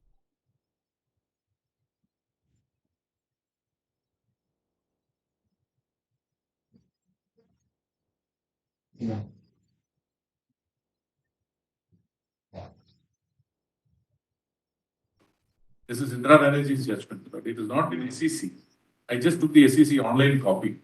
It's a 229 and 234. Where the ladyship said, if there is no possibility of a reconciliation, there is no point in prolonging the agreement. But also made a mention, if there is a chance of reconciliation, however little, the cooling period should be. It's only because of that. At the initial stage of the litigation, when obviously, they have been living separated. Those are early days. It is possible that they could say, that if they remain again for a period of 6 months, possibly there are grounds of reconciliation. Maybe the family would step in. Something. Therefore, my lord, at that stage, maybe the waiver of the 6 months period. I don't know, Lord. I leave it to your lordship. These are possibilities. There may be numerous possibilities. I've seen in Delhi Mediation Center, 2 people divorced, custody issue on, went to mediation. Mediator Sadhna Ramchandran persuaded them to live in the same house for the benefit of the child. Ultimately, she found that the parents of or at least the party, they got remarried. So it is many years. Principal Lord, when That's why when I was that in the Indian system, there are many things which come from both sides, not only from two parties. In a typical scenario, the too many people play the role. they come after the separation of 1 year, then they come. And suppose, my lord, the courts are given the extraordinary circumstance. Courts are given, my lord, the power to waive it in every case. It may not lead to a rash exercise of this. That's why I submitted, my lord. This honorable court doing it is a completely different matter. To give it to the family court, my lord, lordships may consider whether it is necessary. Lord, I am most grateful to you, Lord. List of things, my lord. My lord, in every judgment, my lord, if your lordships would like me to do it, my lord, I'll mark the paragraph numbers. Or your lordships may permit me to give a note, giving the paragraph numbers of all those judgments which have been cited. Yes, Ms. Mona. Yes, ma'am. What do you want to add? Yes, two things. I thought let's finish this in five minutes, so that we have a different perspective from you. So you would have the benefit. Civil wants to argue before me, so Lord, of course I have to. That he is an applicant. I said I'm not allowing any applications, but you have your 5 minutes. You can say what you want to add. Yes, Ms. Mona. Please, Lord. Lord, I have filed a written submissions. Yes. Lordship may kindly take note of that. Yes, Mr. Savla is also. This is a specially petition. Not all other matters are transfer petitions. Mine is arising out of a specially petition, out of a High Court judgment, not, and it's a specially petition refusing the grant of divorce on the ground of cruelty. Lord, I'll just inform that our client is 73 years old and fighting this litigation for 22 years. Classic example, Lord. Why this honorable, and according to us, the wife is already remarried, still contesting this list. That's what we filed about this. Yes, she's remarried, we filed a voter list, they may be disputing it. Nevertheless, Lord, I have filed it along with the SLP as well, Lord. I'm just informing. We are not going to merits of the matter today because your lordships are actually determining only the questions of law. Lord, I am not addressing the first issue or the second issue. I am only addressing your lordships on the third issue, Lord. However, Lord, from where Mr. Giri left, Lord, on the question of mutual consent, whether your lordships were contemplating about the giving powers to the trial court about dispensing with the 6 months, Lord, where Mr. Giri was saying that it can be only exercised by this honorable court. Anyway, Lord, it will become redundant because by the time it comes here, unless the trial court is clothed with that power of dispensing with the 6 months, Lord, by the time it travels, many of them may not even be able to travel this far, Lord. By the time it travels to this honorable court, it is more than 6 years at least, Lord, because it goes from stage to the stage. So therefore, the question of only power being exercised by this honorable court and 13B by dispensing with may not be appropriate only to decide about this honorable court. But nevertheless, that issue, Lord, I'm not addressing. I'm just pointing out this could be a difficulty in doing that. And just two things, Lord. Your lordships had said in Ashok Khurra, which actually resulted in, while talking about 142, Lord, your lordship in fact clothed this honorable court with the power of curative jurisdiction as well, which arose from the Rupa Ashok Khurra, which is from the Ashok Khurra judgment, which was read out, in the morning. What was held was a mutual consent was withdrawn later, which resulted in Rupa's judgment, where this honorable court has held that you had the power of even opening a review of a matter not under 32, and this not read with all these powers, which is granted this honorable court. You can even reopen a matter which is closed in a review, unless there are new grounds which are not raised, which are already raised in the review, which a certificate is given by a senior advocate. So that is also a consequential effect of powers of this honorable court, not how this honorable court can extend its powers, not. Also, to buttress the point which one of Ms. Jaisingh's points, which I had also noted, is that the parents' patria jurisdiction of this honorable court. Your lordships are not even, like your lordship just now said, marriage is not merely between two individuals. It's also between two families coming together. There are many people involved in the question of marriage, not when the disputes arise. It is actually the families which are affected. Nobody is talking about the mental health of the child and the family members, in the long run. Families are effective, but families also Intervene, and but subsequently what happens? The product of marriage, the child will not. Most of the circumstances, most of the cases, there is a child. That is always. Yes, so therefore, in the interest of the child also, your lordships has gone to the extent of saying, in a case where twins were there, and they were inseparable twins, where there was a PAL brought to this honorable court, parents were refusing to separate the twins. Of course, there was no medical board was ordered here. Parents did not advise, did not go in favor of that. Some good Samaritan approached this honorable court under 32, and it's a reported judgment, in 2013. This honorable court would say, even if the parents are opposing, if it comes to the welfare of the child, this court, in its parents' patria jurisdiction, will go to the extent of passing such directions. So I am inviting, commending this honorable court, under 142, your lordship will combine the jurisdiction of parents' patria as well, while exercising this jurisdiction under 142 to dissolve a marriage and on the ground of irretrievable breakdown. Please take that into consideration, that a child's interest and the family's interest as well is concerned as a parents' patria, And thirdly, Your SLP is tagged with this? it got tagged, actually. It got tagged. In a way, factually also we'll have to deal with it or not? Sorry, It may go back to division it bench. may have to, In fact, just let me bring the notice of this honorable court. It is from Bombay High Court. Justice Oka is also a party to the impugned judgment, where Justice Oka would say, After the legal issues. legal issue, your lordship may, there are. Only hearing of the legal issue. Yes, yes. So I'm not even going into the merits. I'm saying, in fact, irretrievable breakdown was noted. What's your number? So it is 501.6. It should be today. What's your number? Sorry, SLP to civil 32449. It's there on the written submission. 022? 032. 03249 of 2017. Sorry, the zero will not even come. Sorry. 32449. Yeah, 32449 of 2017. Order, just take down order in this. I think that insofar as the decision on merits of the SLP is concerned, matter will have to go before bench of two judges. But since the judgment of this constitution bench would have a ramification Yes. on that case, limited to the aspect being debated before us, the parties have been heard. Yes. So for the parties have been We can hear them as our correct. Lead time. Yes, Lord. However, I may be permitted to finish the address. Yes. To finish, but we want to take care of that. Yes, Lord. Yes, obliged. Lord. Now, kindly, my next submission. The next submission is that, as your lordships had also observed, society has evolved, but law, has not been able to catch up with the level of, the advancement that has taken place today. In fact, today, the society is contemplating a same-sex marriage. The society has already gone into live-in partner relationship, which is recognized in terms of law. But, whatever, this honorable court has been able to travel farther and faster than the legislation sometimes, like in the case of Vishaka. Your lordships passed a direction in 1997 for taking care of offences of sexual harassment in workplaces, and passed certain directions till the legislation come into place.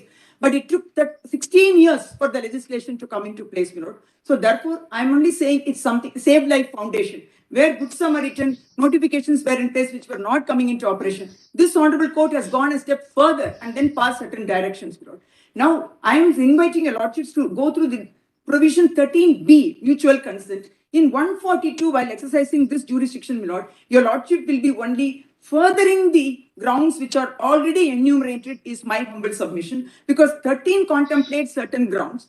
1A of 13 contemplates judicial separation for 1 year, and then restitution of conjugal rights, which when it is decreed and not effected for 1 year, it gives rise to a right to go back to the court for divorce, by the time when they come here.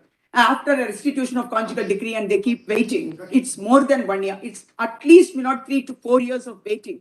Would we be advising them to again go back and then say there is a restitution of conjugal rights decree against you for 15 years, which is pending? No, now you go and file a fresh divorce petition. Is it not in complete justice that your lordship will be exercising the power under 142? So these are circumstances where your lordship can very well read 13B, mutual consent, which says without any ground whatsoever, two people can go to the court and then say we have got irreconcilable differences, we want to part ways. So why not this irretrievable breakdown can be extended to other grounds which are enumerated in section 13 as well. Irretrievable cannot be a ground as such, Lord, I agree. But when you read as such grounds of cruelty, desertion or whatever instances which has taken place over a period of time, that as a bundle not forms a ground of irretrievable breakdown, which your lordship will not then take that into consideration while exercising powers under 142, my lord.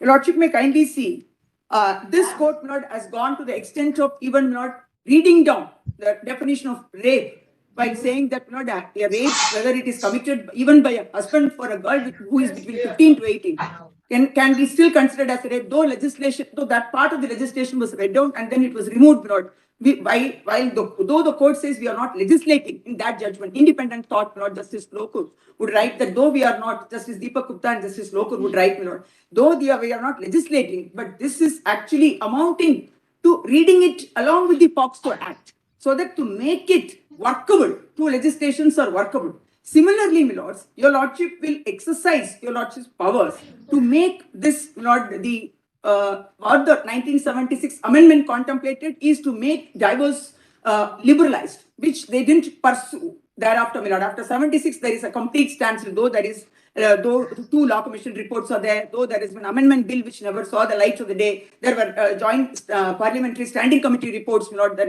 nothing has been followed. So all that is there. So nevertheless, my lord, your lordships can read all these into the grounds of the divorce and, my lord, 13B as well. And kindly take that also the parents' petri as well. Lord, today, your lordship will also notice and take judicial notice of the fact, like Ms. Desing also said, Lord, when we talk to youth about marriage, they say it's a noose around the neck and there is no escape route when there is a problem. So therefore, they take to the root of the institution of marriage, which we are all saying that we are wanting to protect, is not getting protected only because not certain elbow rooms, like they call it, it's a fabric of the marriage is a fabric of the institution. Marriage is a great institution, which is a fabric of the society. Not that fabric doesn't need always 555 soap. It also needs a little comforter once in a while. So therefore, Lord, I think it has to be, my lord, attended to, and your lordships are clothed with ample powers under 142. Lord, there are certain judgments which were not read out, which I have put in my compilation, Lord. Just one judgment which is very recent, which is even said to the level of saying that, Lord, though there is no cruelty made out, still, only on 142, we are exercising this irretrievable breakdown is there in the marriage, so we are exercising 142. In Rajendran, it said over and above that, it said there is, your lordship may kindly see that tag number 4 of my compilation. 4. Kindly see this, Lord. Tag number 4. The last few paras would very definitely say that, Lord. It follows, Lord, your lordship judgment in Shiva Shankaran, and then it's in para 35. It would say that, that the judgment is followed, and para 33 is the 33. They affirm the judgment, but exercise 140. Yes, ma'am. Para 33 is what they are exercising Article 142. However, they say that para 29, they are saying there is no merit at all, and therefore there is no argument that they don't sustain. They say there is no cruelty, and every marriage cannot be on that ground. It can't be. Nevertheless, they find there is a subsequent marriage. What is it? That is this Rajendran, Lord. And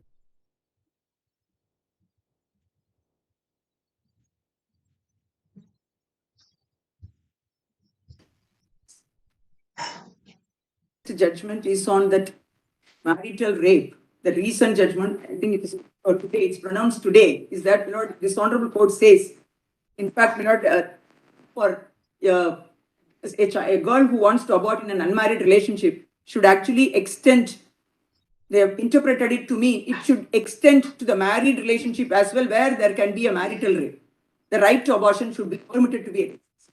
So therefore, the extent of powers of this honorable court to mold the relief and to suit the circumstances and to suit the society's development. Yes, today, Lord, it's pronounced. We'll pass it on to the court. We'll pass it on. Deeply obliged. Different perspective, is there a statutory bar? And just one thing, from case to case, it can be exercised. Yes, so you are opposing her in her matter, correct? Not only on the legal issue. You are saying it should not be granted. I am saying that independent of the grounds, it can't be granted. Can't be granted. So that is So what. the irretrievable breakdown also will have to fit it in one of the grounds. And there is a bar under the Family Act, Hindu Marriage Act. Just point out, according to me, why there is a bar. Yeah. That this court, if there is an express bar, then this court can't grant on the ground of breakdown of marriage beyond repair, if there is an express bar. And I would treat section 23 as an express bar. So that means just 2 lines of section. Yes. For please. 18 proceedings, 23(1). In any proceeding under this act, whether defendant or not, or non-travelers also can't get a judgment, you have to prove your whether defendant or not. If the court is satisfied that any of the grounds for granting relief exist, for grounds which are mentioned in the section 13, if they exist, then only you can grant. That is one. Then there is another provision, what you can see, my lords, section 23, 1E. There is no other legal ground why relief should not be granted, then and in such a case, but not otherwise. So there is a negative aspect also. So not otherwise you can't grant. And my lords, in my respectful submission, if you are granting on the grounds under Article 142, kindly fit into the grounds of cruelty or any other grounds which are already enumerated under section 13. And what Mr. Giri pointed out, one judgment not following that judgment, only giving a citation, it's in my written note also. 2013, volume 5 SCC, page 2 to 6. This court held that if for any reason, if a party is not agreeing for a divorce, then in exercise of mental cruelty, it can be granted on the grounds of mental cruelty. One line, which I wanted to say is the consent of a party who is not consenting has to be inferred by their conduct and it should be read into. Both of you are in a primary, so colored by your facts. Are you there before the other? Yes. My lords, a short note. We have already Since the question is, notice there with them. but I had also filed the written submissions. Yes. My lords, kind permission, I am appearing on the lead matter, my lords. Can I just take 2 minutes to answer? Nothing, I won't repeat anything. After Mr. Sabal, if my lords permits. Okay. Not more than 2 minutes. 2 minutes for you. Sabal, 5 minutes for you. Whatever, 3, 2, 1. I've always had the expertise of putting it very succinctly and crispy. I try to do that, but sometimes you don't appreciate that. I try and do it. I always appreciate a short argument. I can be there. Okay, but let's not. Yeah. But there's 3 broad issues. Number 1, the real issue in a marriage which is broken is maintenance and custody. That's the real issue. Yes. Divorce is used, not giving divorce, is used as an instrument to ensure I get the best order on custody and the best order on maintenance. What this court needs to do is to divorce these 2 issues. These are 2 separate issues. The core issue in a marriage, if it is not working, is maintenance and custody. No, there is another issue also in the Indian context. I have dealt with upteen number of cases where sometimes I told you the women have gone as far as to say, yes, he is married another, he has a child. Then both women have equal status, but don't take away my status. No, but I'm coming to that. That's a separate issue. What I'm saying is, in India, marriage at the inception is a social contract. Once the marriage has taken place, then it becomes a matter of choice. Now that social contract, as my learned colleague said, involves family, it involves caste. Many factors. Many factors. So when you enter into that marriage, it's part of that social contract. Now, after 3 years, 4 years, 5 years, you feel I can't live. Now, that's personal autonomy. It's choice. That's not. Can't be wasting my life from 40 to 55. The petition for divorce. Losing my life in the process. You were not there when Mr. Indra Jaising was there. I'm just saying. She said you had a choice, you could have done this when you were the law minister. So, Manoj, therefore, the point that I'm making is there is an issue of personal autonomy and there's an issue of social contract. And therefore, that power should not be given to the trial court, that power should be exercised by you. Now, the question is, how do you exercise that power? What's the procedure? Well, I dare say, to prove cruelty is almost impossible. To prove adultery is almost impossible. Well, Many cases succeed. No, but in the context, well, of course cases succeed, but in the context, it's very, very difficult. It carries on for years. Therefore, so Maharaj, by the time you come to this court, Maharaj, the marriage is over. And then you will consider it, Maharaj, and the most precious is... What is the solution? I'm coming to level. Because we know that all these cases are wrong. So one of the argument was, when you were not there, that if you are saying there's a irretrievable breakdown of marriage, there has to be fact-finding. Correct. I was coming. I knew, Maharaj. I was coming to that. I had three more minutes, Maharaj. I'll come to that. Now, Maharaj, when you divorce that, when you segregate divorce from maintenance and custody, then you can file affidavits. Now you come to the procedure before the trial court, the family court, saying this is what has happened, this is how he is adulterous, or this is how he is dealt with me. That response in affidavit will come, and the trial judge can come, family court can come to the conclusion that prima facie, this seems, and the test has to be much lower than the test that is applied normally. Much lower.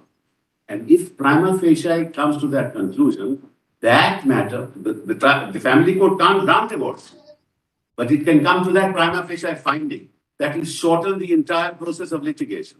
You can come then to the High Court and come in 142 for you to grant the divorce. So please appreciate that the process is as important as anything else. If the process gets prolonged, 21 is effective. Well, I have a case, and I've done several of them, where there is adultery. We know there is adultery. The father says, have a DNA test. Or the wife says, have a DNA test. He says, I won't have a DNA test. So then what happens? You can prove it. You know it. Where do you go?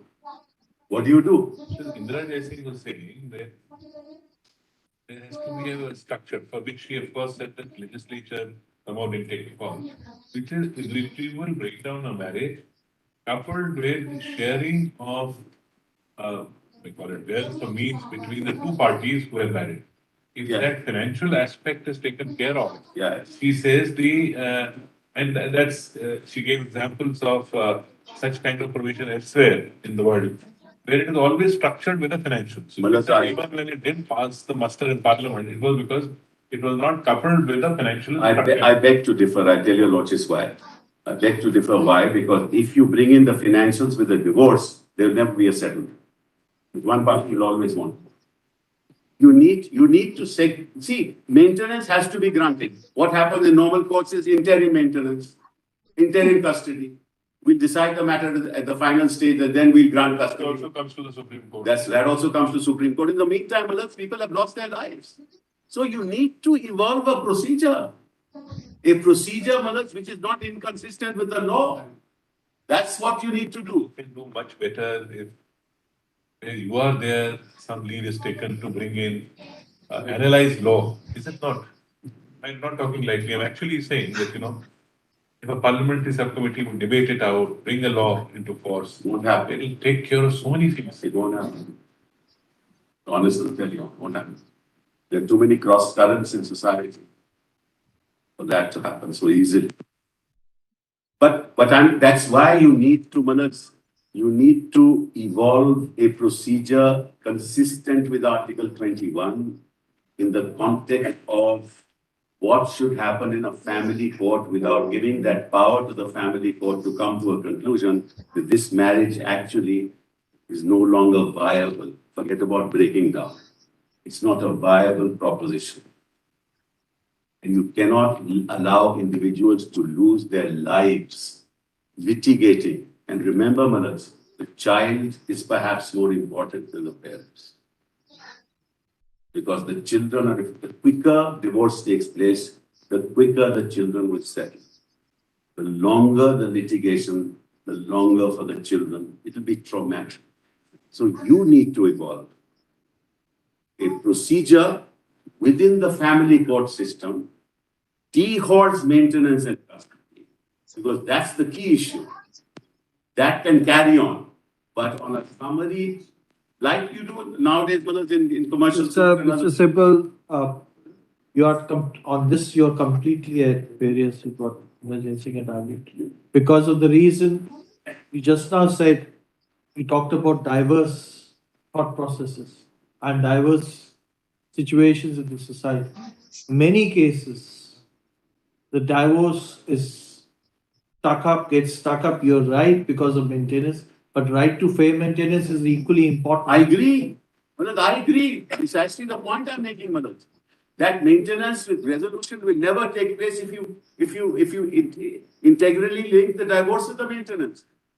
And they are intrinsically linked. I am not saying no, mother. Please appreciate. I am not saying no. But if you want, mother, see, there is a right for the woman and the man to live separately. Mother, the 1976 judgment of an English court, the judge looking, the woman was in the witness box. The judge says she's a very charming lady, wonderful lady. I don't know why you can't live with her. He said, but don't look at it through your eyes. My eyes. I can't even relate what one litigant said to the judge. So the point is, mother, what may seem, correct, what may seem not cruel to the judge, what may seem not cruel to the judge may seem cruel to the individual. Well, if you're completely subject to there is in an interpersonal relationship, there is always be a personal likes, dislikes. There is two very good human beings may not be good partners. That's why they can live together perfectly fine, but when they get married, there's something. So therefore, a lower threshold, Manoj, that's precisely the point I'm making. Lower threshold of proof. Lower threshold of proof, Manoj, means not a viable marriage. And that's enough to fit in with the statute. Now, because it's impossible to prove these things, and forget impossibility, the nature of litigation is such that it takes years by the time the man or the woman has lost their lives. The unfortunate part of all litigation. I'm sorry? That's the unfortunate No, part but that's, of many litigation. here it is personal liberty and personal autonomy. There's a difference for us. There is Article 21 about. Because, the best years of my life, I think, 35 to 50. If you're litigating between 35 to 50 and you don't have a divorce, the end of the matter. What do you live for? You can't get it again. So you need, in the context of 21, you need to evolve what is needed. Ravi is not agreeing. I'm not agreeing that that's the only best part of your life. I look, post retirement is the best part of my life. But I'm chiefly obliged. I'll just get to take some. We'll give us 2 minutes. 2 minutes to you, and after that, the remaining 35 to 7 minutes. I wish to address only on the issue of 6 months waiver by the family court. But section 13(1)(b) has subsection 1 and subsection 2, my lord. But in Amardeep Singh's case, this honorable court has held that subsection 1 of 13(b) is a mandatory provision, which requires a 1-year period. But subsection 2, my lord, is a directory provision. So therefore, my lords, in particular facts and circumstances of the case, the period of 6 months is not mandatory and it can be waived. So once it is held that it can be waived, my lords, and it's some directory provision, then my lords, that power can be exercised also by the family courts as well as the High Court. And my lords have been careful enough to lay down the criteria of the basis on which the delay can be condoned. So it's not an unrestricted discretion. Now, let me just see paragraph 19 at page 18 in the compilation which I have done. Let's see. Right. Page 18, para 19. birlikte dolunacak.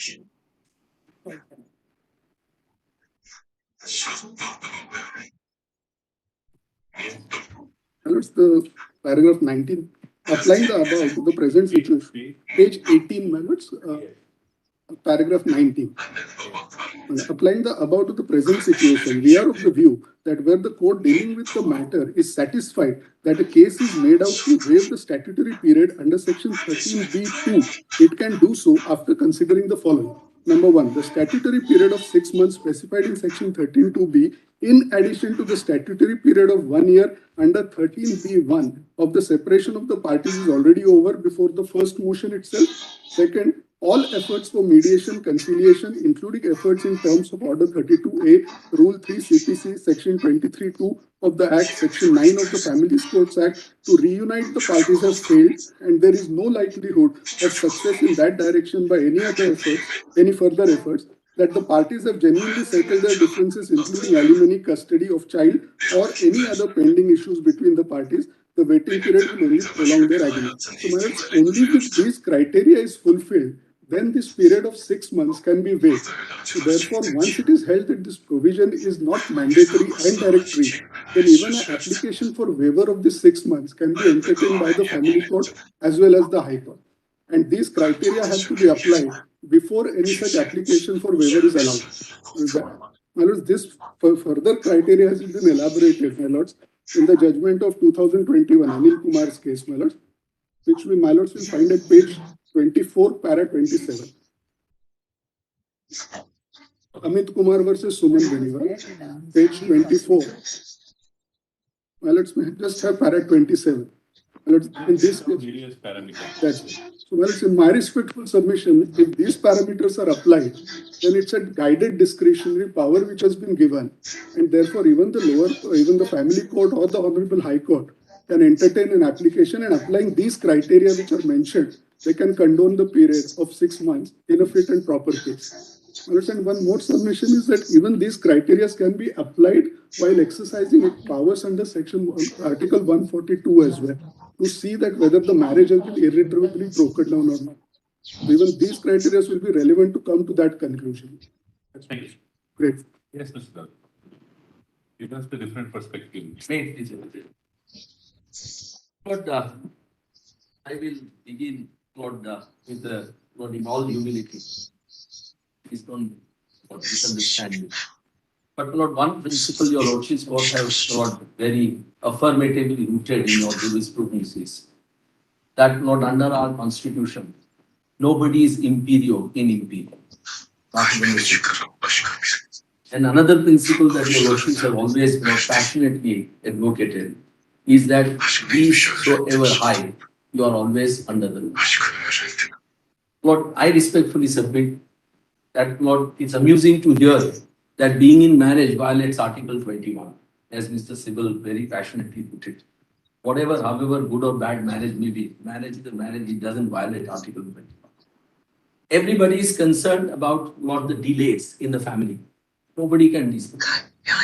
So then, Lord, every laborer must be allowed to come here directly. Every under trial prisoner must be allowed to come here directly. Every convicted prisoner who has filed appeal should be allowed to come here directly. Every litigant who is brought before a civil court and languishing for 10, 20 years for justice to come to him should be allowed to come here. But in my respectful submission, court does not decide these matters on such considerations. That's not completely outside this course. But one principle another principle the Lordships have very affirmatively laid down is that if statute, and this is what administrative law is very beautifully put it, the Lordships have recognized in Aswala Constitution Bench judgment in 2002. If statute provides that a particular procedure for exercise of power, it shall be exercised in that manner and in no other. Well, that's been affirmatively. Now, in this backdrop, Lord, allow me to put it, Lord, and I will answer question number 2 straight away. Whether the exercise of such jurisdiction in Article 142 should not be made at all. Lord, in my respect and humble submission, it should not be made at all. Lord, Articles 131, 132, 133, 134, read with 134A, and 136 have given your lordship's court different jurisdictions to consider different appeals, etc. What it so happened that what the constitutional framers, who were what outstanding men and women, forgot to provide that having provided conferred this jurisdiction, what about the ultimate result? So, my lord, this draft was a faulty draft when it was originally prepared by Mr. B.N. Kaul and his colleagues. What it was pointed out by none other than Mr. Allagiri Swamy, to the Constituent Assembly, that this is very, very faulty and we must find a solution to it. So, my lord, this draft was amended, and my lord, in that draft, these words were added. The Supreme Court, in exercise of its jurisdiction, may pass any decree or make any order as it is necessary for doing complete justice in any cause or matter pending before it, and any decree passed or order made by Supreme Court shall be executable throughout territory of India. Well, this was debated on 14th of 1947 by the drafting committee, and ultimately Dr. Ambedkar, when he presented the draft, he said that yes, this is important, and that's how was born Article 118, which corresponds to Article 140. Sadly, the Constituent Assembly debates are completely silent on 118. Not a whisper about it. I have gone through the entire debates. Now, Lord, that's why 142 is not an independent power. 142 is a power in aid of Supreme Court's powers under 131, 132, 133, 134A and Lord 136. And it is in that context your lordships have viewed it. Now, Lord, see two judgments and your lordships, it will become very clear. Lord, kindly turn first to, Lord, I must first begin by, and don't turn to this judgment, Mr. Librarian, and don't give this. 1986, just kindly note, and this is what worries me the most, because Lord, recently your lordship's judgment in an income tax case has revived 90,000 show cause notices which had abated because section 148 was deleted and new section 148A was inserted. Now, however, Lord, laudable the object behind the judgment may be, Lord, these are matters which create extraordinary situation. The judgment which Ms. Jaising cited last, of Justice Gogoi, which says voice samples can be taken, is in teeth of a judgment of your lordship's court in Selby's case, where I was assisting the court as amicus. And your lordship's court came to the conclusion after a detailed debate hearing every state and the Solicitor General, Mr. Gulnar Mohanty, to conclude and accepted by submissions that narco-analysis test, brain mapping test, and what was it? The three tests, narco-analysis, and the three tests which could not be compulsorily administered to the accused, and that would violate Article 20 subarticles. Following the long line of judgments of your lordship's court in MP Sharma, Kati Kalu, and Nandini Satpathy case. And at that time, I must tell your lordships, the court was actually extremely concerned about the law and order situation in the country, especially dealing with terrorism. And the court asked me repeatedly when I began at the end that, Mr. Dave, why should we not have, how do we fight terrorism? And I opened my arguments by reading a judgment of the Constitutional Court of Israel, in which similar methods to extract information and confession on Palestinian prisoners was subject matter of charge. The Israeli Supreme Court said that however much it is a question of very existence of Israel, this court cannot forget and forgo basic human values. And we will not allow these methods to be adopted by our security agencies. And that led to thinking on the part of then Chief Justice Balakrishnan, Justice Ravindran, and Justice Panchal. And ultimately, by very beautiful, that judgment is really very extraordinarily well considered. In 2010, just note down, 2010, 7 Supreme Court cases, 263. Where your lordships very, now these are issues. Now Justice Gogai's bench does not consider this judgment and has come to the conclusion that yes, the law is silent, therefore we will allow our courts to take voice samples of the accused. But it completely negates the basic principles of criminal jurisprudence, burden of proof on the prosecution, right to remain silent, which is sacrosanct. Come on, I respectfully submit that therefore your lordship should not be guided by these equitable considerations. Lord, everybody is concerned about pensions. A labor who has been waiting for 25 years to get reinstatement and back wages is as much concerned. His Article 21 is more seriously violated than somebody in marriage who is now not wanting a divorce. So, Lord, these are extraordinary. Yes, these are challenges. But I would, Lord, beseech your lordships not to be not to be influenced by the fact that, Lord, ultimately these parties who have entered into marriage and, Lord, are unable to now live together, Lord, they must separate as quickly, and therefore this court must exercise extraordinary power. In fact, their power does not exist as your lordship says. And Lord, that is what I will make it good. Now, Lord, in this judgment, 1986 two Supreme Court cases, Lord, case 66, para 10, don't turn to it. But Lord, this is a warning which I have always, Lord, reminded myself about whenever I, Lord, want to argue a case where I need, Lord, extraordinary relief from the court. Sri Venugopal suggested, Lord, this is very important, para 10. This was a question of students who were admitted to a medical college in excess of quota. College was not recognized. Mr. Venugopal said that therefore you use your extraordinary powers and now allow them to continue. This is what said.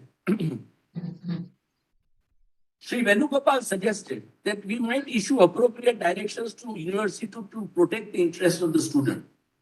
We do not think that we can possibly accede to the request made by Sri Venugopal on behalf of the students. Any direction of the nature sought by Sri Venugopal would be in clear transgression of the provisions of the University Act and regulations of the university.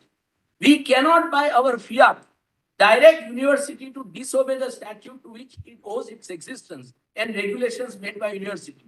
We cannot imagine anything more destructive of the rule of law than a direction by this court to disobey the laws. Now, Lord, that's precisely what is being sought from your lordships. And it was, now please see, 61 Supreme Court. From what I said, Lord, 61 Supreme Court was an interesting case. Lord, this is that K.M. Nanavati case, famous, Lord, your lordships are aware. But one passage clearly signifies why this, Lord, vacuum in giving Supreme Court actual powers to grant reliefs in appeals that it is going to hear. Lord, how it came about and what is the purpose of that. Just one paragraph, your lordships will not see. Kindly turn. Para 19, right column, right page. Not para 19 begins on the left side. Yes. But on the right side, not just after the quotation. It is noteworthy that the reprieve granted in that case covered only the period until the grant or refusal of petition for leave to appeal and did not go further so as to cover the period of pendency of the appeal of Privy Council.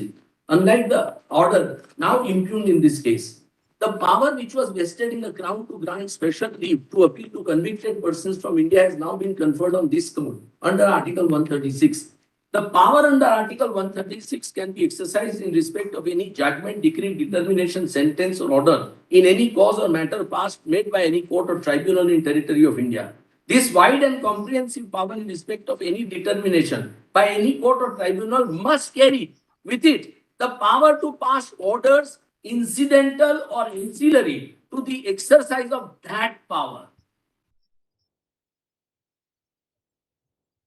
Hence, the wide powers given to this court under Article 142 to make such order as is necessary for doing complete justice in any cause or matter pending before it.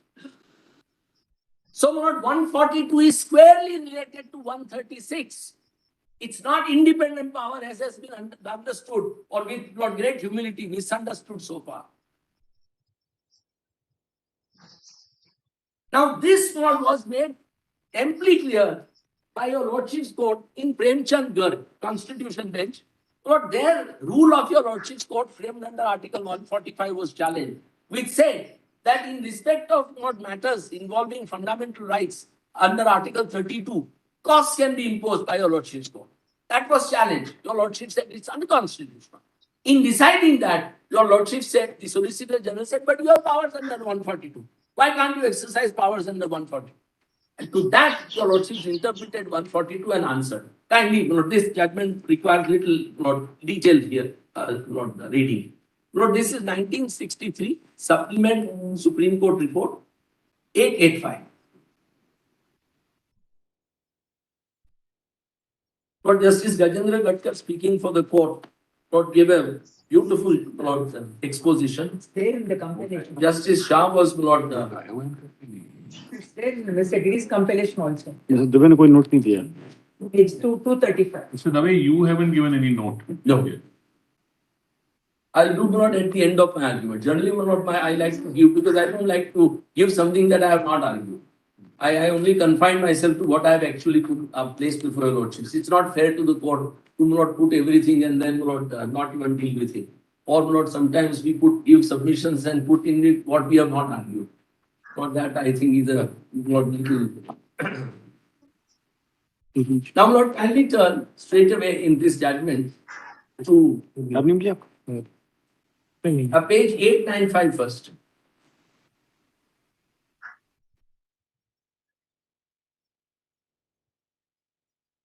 Lord, 885, my Lord Justice Khanna. I've got it. I've got it. At 895. 895 first para, last 5 lines. Therefore, we do not see how it is possible to escape the conclusion retards the assertion or vindication of fundamental rights under Article 32, and in that sense must be held to contravene the said right. Lord, as Ambedkar said, that if he had to put his finger on any one provision of the Constitution, which to him was the most important, he said 30.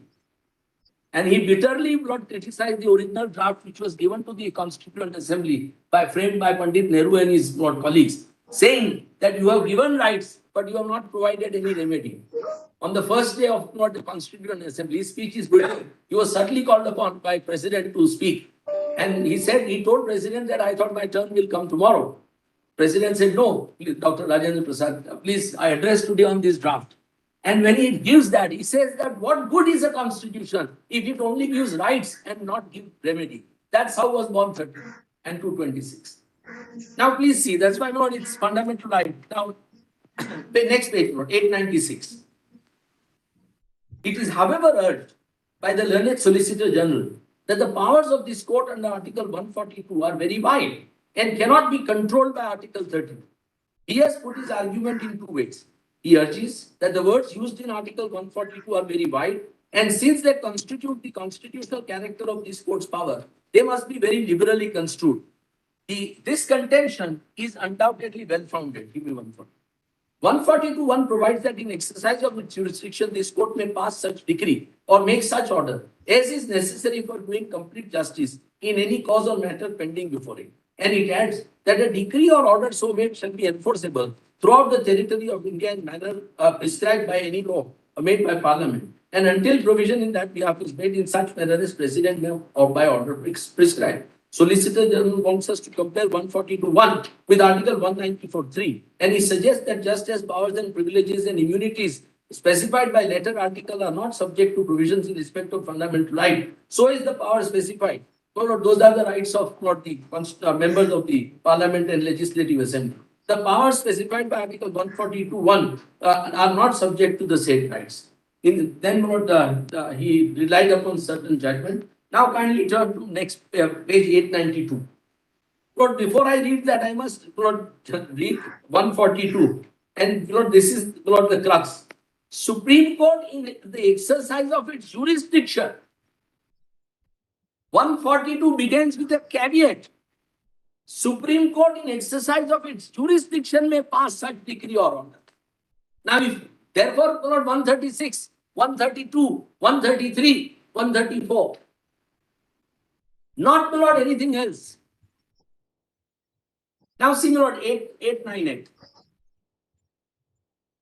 Basing himself on this decision, Solicitor General argues that power conferred on this court under Article 142 is comparable to privileges claimed by members of state legislatures under later part of Article 194.3. And so there can be no question of striking down an order passed by this court under 142.1 on the ground that it is inconsistent with Article 32.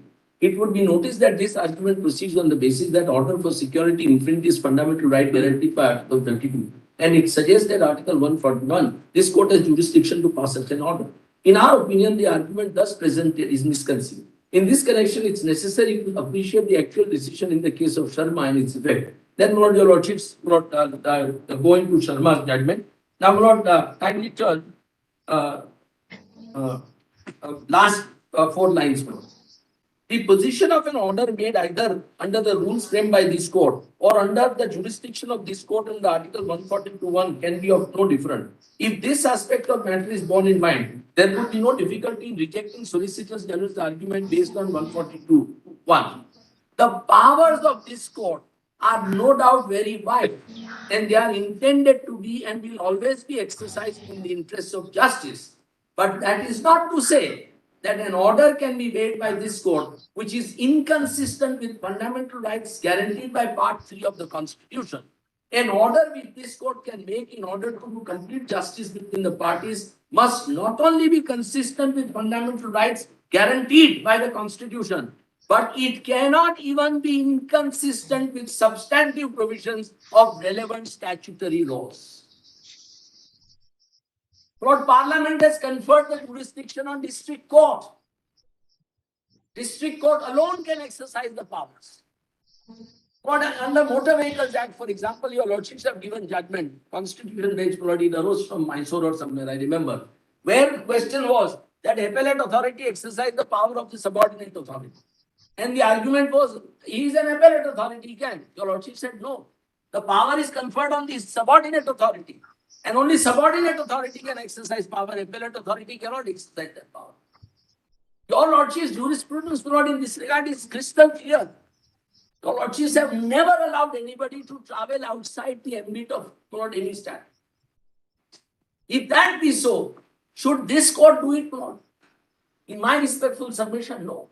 However attractive, however your lordships may feel that people are suffering, but everybody is suffering.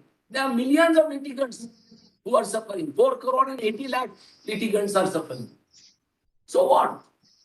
The answer lies, as your lordship rightly put it to Mr. Sibal, that government has to do something to ameliorate the situation of litigation. They can't, people can't be called upon for this court to intervene in these kind of matters. It's a constitutional court. It has important issues to decide. Everybody will come here, see further. Therefore, we do not think that it would be possible to hold that 142(1) confers upon this court powers which can contravene provisions of Article 32. Then our last paragraph. That takes us to the second argument heard by Solicitor General, that Article 142 and 32 should be reconciled by adoption of rule of harmonious construction. In this connection, we ought to bear in mind that though powers conferred on this court by Article 142 are very wide, and in the same can be exercised for doing complete justice in any case, as we have already observed, this court cannot, even under Article 142(1), make an order plainly inconsistent with express statutory provisions of the substantive law, much less inconsistent with any constitutional provisions. This can therefore be no conflict between 142 and 30. Lord, in the face of this exposition, I respectfully submit that exercise of powers under 142 by your lordship's court is completely unfair. And this is really the intent, Lord, of the constitutional frameworks. Lord, let me show Lord one aspect. Give me Ambedkar's word. Lord, this, Lord, 1 minute.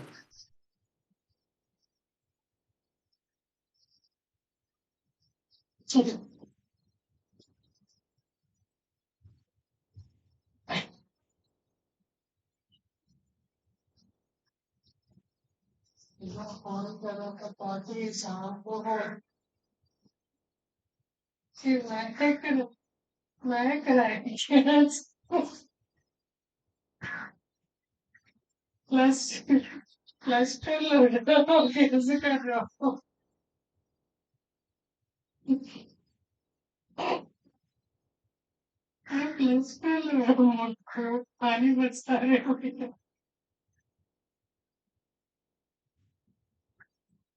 September 1949, Lord, please see Dr. Ambedkar warning to us. Lord, in the middle. In fact, Lord, the purpose of Constitution, your lordships have got that. In the middle. In fact, the purpose of a constitution is not merely to create the organs of the state. My Lord Justice Collins. Yes, I think. Lordships.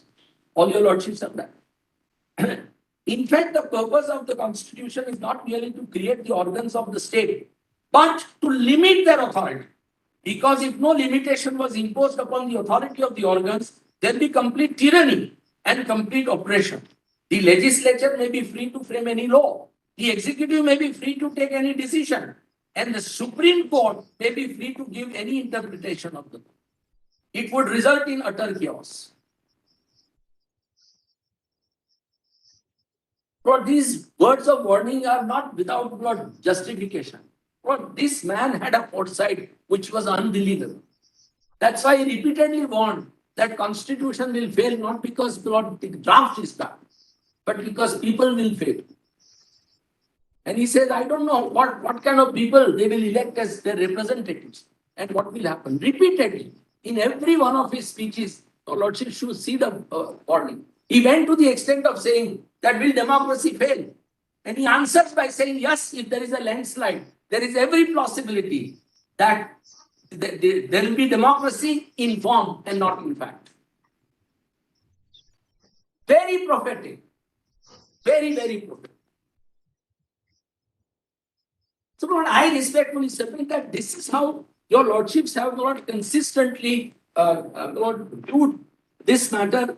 Lord, very few Lord, judgments have really gone into this. Lord, Golaknath did in fact say on 142, I don't need to detail your lordship, but Golaknath was upset by Lord the larger than judgment. So, Lord, Golaknath no longer is law in that sense. And only judgment which really speaks on this issue is, Lord, this decision of your lordships in Premchand's case. Lord,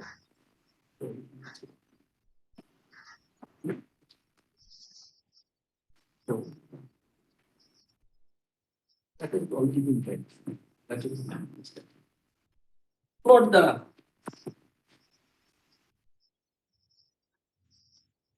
Lord, on the citation, I'll just give the citation. Don't kindly turn to it. Mr. Librarian, kindly don't trouble lordships. But Lord, on this aspect, that Lord, when a statute prescribes a particular way that power must be exercised in that, Lord, a constitution bench judgment of your lordships is in CIT versus Anjum Aswal. 2002, 1 Supreme Court cases, 633. 2002, 1 Supreme Court cases, 633. It's an age-old principle. It has to be done in a particular manner. In that manner alone, it is. That's it. This was that settlement commission. Correct. And Shiv Kumar Chadda, Lord, MCT judgment of Justice, Lord, very beautifully, Lord, he has discussed. He who holds the procedural sword must perish with the sword. Correct, Lord, absolutely. So, Lord, this is also, Lord, a constitution bench judgment, Daswala. So, Lord, I respectfully submit. Now, look at what is troubling me is this. Lord, please turn, for example, to the Act. It's all right, Lord. The Act, Lord, expressly provides for 13B, a particular procedure, and says, subject to provisions of this Act, a petition for dissolution of marriage by decree of divorce may be presented to the district court.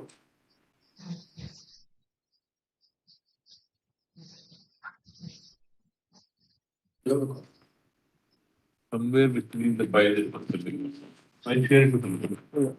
So I have a copy of the section. Yes.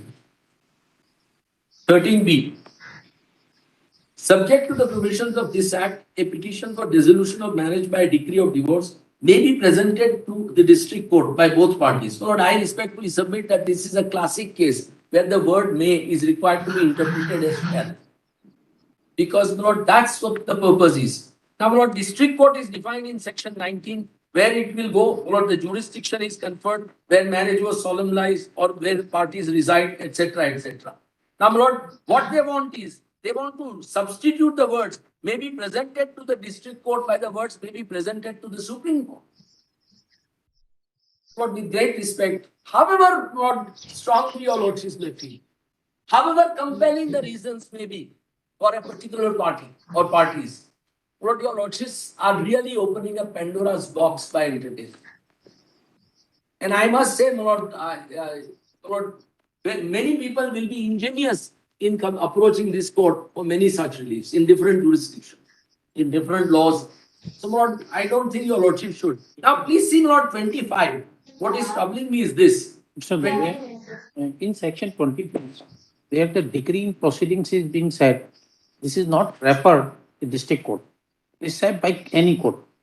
Not any court is any district court, naturally. Your lordships are right. Because Lord, it depends on That said presentation, it says decreeing Lord, proceedings. your lordships are right, but Lord, one. Because sometimes the way the decree may not be granted. Suppose the divorce petition is dismissed. Sometimes the Appeal court grants. Or Supreme Court. Then we say let the decree of divorce be granted. That's how we pass the order.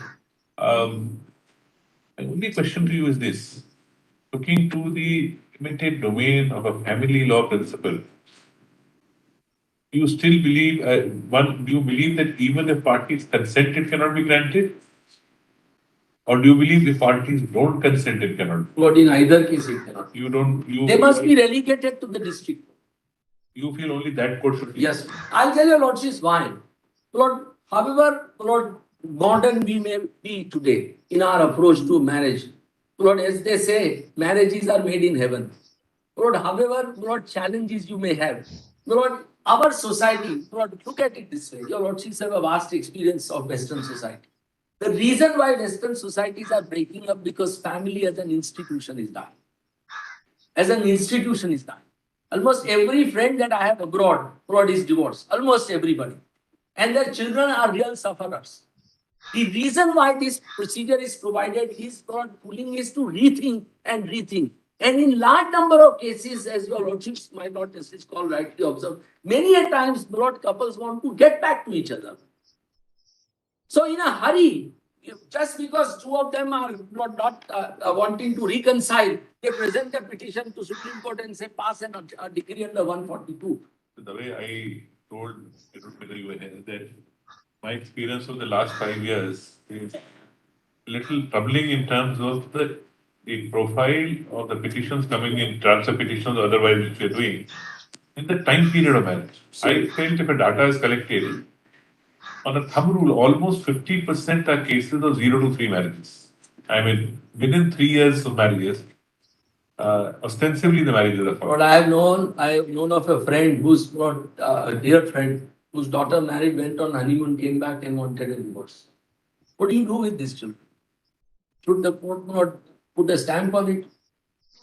I mean, are these marriages so casual that one day the way stumped out of after the marriage and never worked.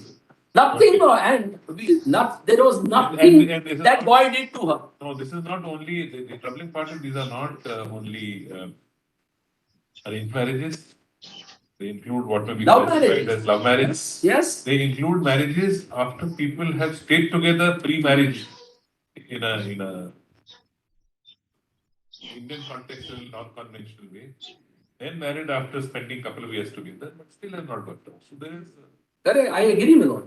But as I said, everybody look at today. Your lordships have come across hundreds of cases where employers dismiss their employees without any justification.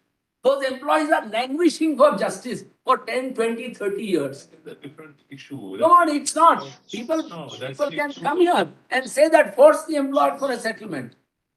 Why not? I can say pass a decree under 142. I think that's an issue of how to expedite this huge areas and it needs, I'm only legislative challenges, it's a challenge to the legislature to debate it out. Not only, but it's a challenge to us as an institution. That is why I put it to Mr. Simbal that since he occupies another position also, which he says it can't be done there. Lord, also law minister once, a very successful law minister. But not as an... He was not there when she attributed to him that he should have done it as law minister. Lord, I must say, as an institution, both the bench and the bar, we both owe our citizens speedy justice. Undoubtedly, we both owe. And your lordships have much greater responsibility because be sure that executive is not going to come to your head. It is only internal, not introspection that can Whenever be. churning introspection takes place, Yes. so you have a wide expression. Nowhere in the world, as far as I know, are these volumes of litigation in courts. The government is more than a 50% litigant. So how many? I mean, I'm not the extreme stages of a U.S. Supreme Court. They decide about 100 cases a year. But I would like to know any other court. Nobody, is nowhere. even able to deal with a fraction of these cases. The latter side, I used to tell once a team of foreign judges came and they sat with us on the bench when I was in the High Court. And I said, give them this dispute about direct recruits and promotees in the judicial service and let them sort this out in 1 year. You give it to them. How many judgments have come? How many views have been propounded? Some of these are perennial disputes which don't sort out. But not with 140 crore people. Our per capita ratio of judges is perhaps the lowest. The executive is not interested in it. Rule of law is failing on people are losing fear. My distinguished friend Mohana rightly says now people don't want to marry, they want to have living relationship. That's out of it's not out of choice, it's out of compulsion because they know that if we do get married and if we do have to separate, there is no way we can separate. So, my lord, it is a very serious social challenge. It's an issue of how many tiers of scrutiny should a system have. Should a revenue tier of scrutiny, I keep posing on the lighter side this for the court, should we interfere in the 7th court, the 6th court? Were there a court above us, I'm sure 50% of our orders would also be over. Yes, your lordship said once we are final not because we are final but because we are last. So if somebody was above. I think somewhere it has to be fixed as to how many tiers of scrutiny should a particular nature of litigation go through. All of us are fallible. There's no guarantee that what we say is right. So my lord, now just see 25, my lord, for example, 25, 2 and 3. Yes. Lord, why does district court retain that jurisdiction? 25, 2. If the court is satisfied that there is a change in the circumstances of either party, at any time after it has made an order under subsection 1, it may at the instance of either party vary, modify or resign any such order in such manner as court may permit. Justice. Now once you have passed an order in Supreme Court, nobody has the remedy. Nobody can do anything about it. Same with subsection 3. So if somebody remarries and the order of alimony is required to be changed, what happens? So, what I respectfully submit that, the act is a complete code. It's self-contained. In every which way, this act, yes, the delay is not because of the act. Parliament has given sufficient thought to it. The delay is because of sheer pressure, sheer population. That's a different, that's it. separate problem. Therefore, not to short circuit and say that this court should exercise powers under 142, in my respectful submission, is totally uncalled for. And I, with all humility as my commander, I respectfully submit that, your lordship should not exercise powers under 142 in this. Those are my respectful submissions. Deeply grateful. You were saying, what if the Supreme Court says something? Just find out the data of how many reviews and how many curative petitions every week are filed on DTR. I agree with you. I realize now, being party to all curative petitions, what is happening? Lord, I must say one thing. I have only signed one, or at the instance of Legal Aid Committee. And I was never informed by Legal Aid Committee about the fate of that. It was a criminal matter, very serious matter. And it required not to be cured. I agree. But party to order recently we have allowed on an extraordinary ground of Your Lordship, to restore the game. Lord, your Lordships will get a chance to preside the Legal Aid Committee of Supreme Court. Time has come when all senior lawyers should be at least given 10 matters a month. I have been begging. I was member of NALSAR for 5 years. I said that please, not one matter is sent to us. Not one matter. And I'm sure every one of us. I had also mentioned last time to the legal aid people that they have not been actually sending regularly. And you can't find better assistance than in Mr. We don't mind Ms. Mona or Ms. Vinakshi. We should be able to utilize your offers. And there's no reason, no earthly reason, I think, Should not be. I said that repeatedly. So your lordships may bear in mind. That's Don't your something- lordships will be. I'm in the legal service committee. Yes. So that I promise some action by tomorrow. Great. No, just one line, What's your lordship? Just as an aside, There's 3 colleagues of mine. we treat them with equal seriousness as any other brief that is given. Absolutely. No, just one line, Mr. Dave was pointing out 142 said in its jurisdiction, not 25 is your lordship jurisdiction, 136 is your lordship jurisdiction, 25 CPC, 406 CRPC is also your lordship jurisdiction. So all that with 142, your lordships will be coupled with that exercise. Can I have 2 minutes? No, just one thing. Who are you for? Amicus. One of the amicus, but everybody's taken so much time. I have just a very small 3-line submission. Okay. Well, I'm deeply obliged. My submission primarily is that 142 is primarily akin to your old powers of equity, good conscience. Therefore, statutory law does not bind you when you exercise the power under equity and good conscience. And the words that are used in 142 is the jurisdiction of this court. Now, when my lords exercise that power under 142, the court exercises its power under one of its jurisdictions conferred under the Constitution or maybe under the statutory this thing at all. But once it is a jurisdiction of equity and good conscience under 142, then for whatever it takes to carry out that equity, deliver that equity, the court can exercise that power to meet with the ends. That is one aspect. Now, my lords, 142, the court is only bound by other provisions of the Constitution. Not necessarily always the statutory, but the provisions of the Constitution itself. And number 2, it will enable the court to bypass a very cumbersome procedures in interest of justice. Because otherwise, if my lords, in a matter of a matrimonial dispute, if the parties settle here and they are relegated to go back to a trial court and to go through the procedure again, these relationships are so fragile, the settlements are so fragile that we may land up in another round of a litigation. Both are happening. There are cases where we have settled according to the settlement with the schedule laid down that the first motion will be filed like the second motion will be. So both things are happening. And But there my is lords- a mix, but My lords, I would clearly say that that's a power that my lords will okay. carefully examine in each particular case. Lastly, my lords, Aaron Barrett said that where you exercise a power of equity and good conscience, and maybe in something like 142, because it's a power which is an extraordinary power, the only circumspection, because it's a matter of a restraint that the court has put upon itself. The Constitution does not prescribe any restraint on the powers of this court, whether it's only in respect of a substantive justice or that it will not cross the statutory limit. It's an exercise of restraint that the court has imposed. Now, that's where Aaron Barrett says that if you seek to exercise that restraint, then the only way to do it, provide your reasons why we have exercised that power under 142. The minute the reasons are put in there in that order, and even if it's in one paragraph, on the basis of equity, conscience, and these extenuating facts, we have exercised this power. I think everything else comes to a rest on that particular ground, my lord. Thank you. My lords, Thank you for providing, Mr. Dave, as Written note of my argument by tomorrow. as usual, you have provided without restraint a different perspective. We are happy there is one perspective. Thank you. There are some judgments in our compilation. Please take note. Malati Ravi, which has not been read out. Not so. One piece of the like this. Yes.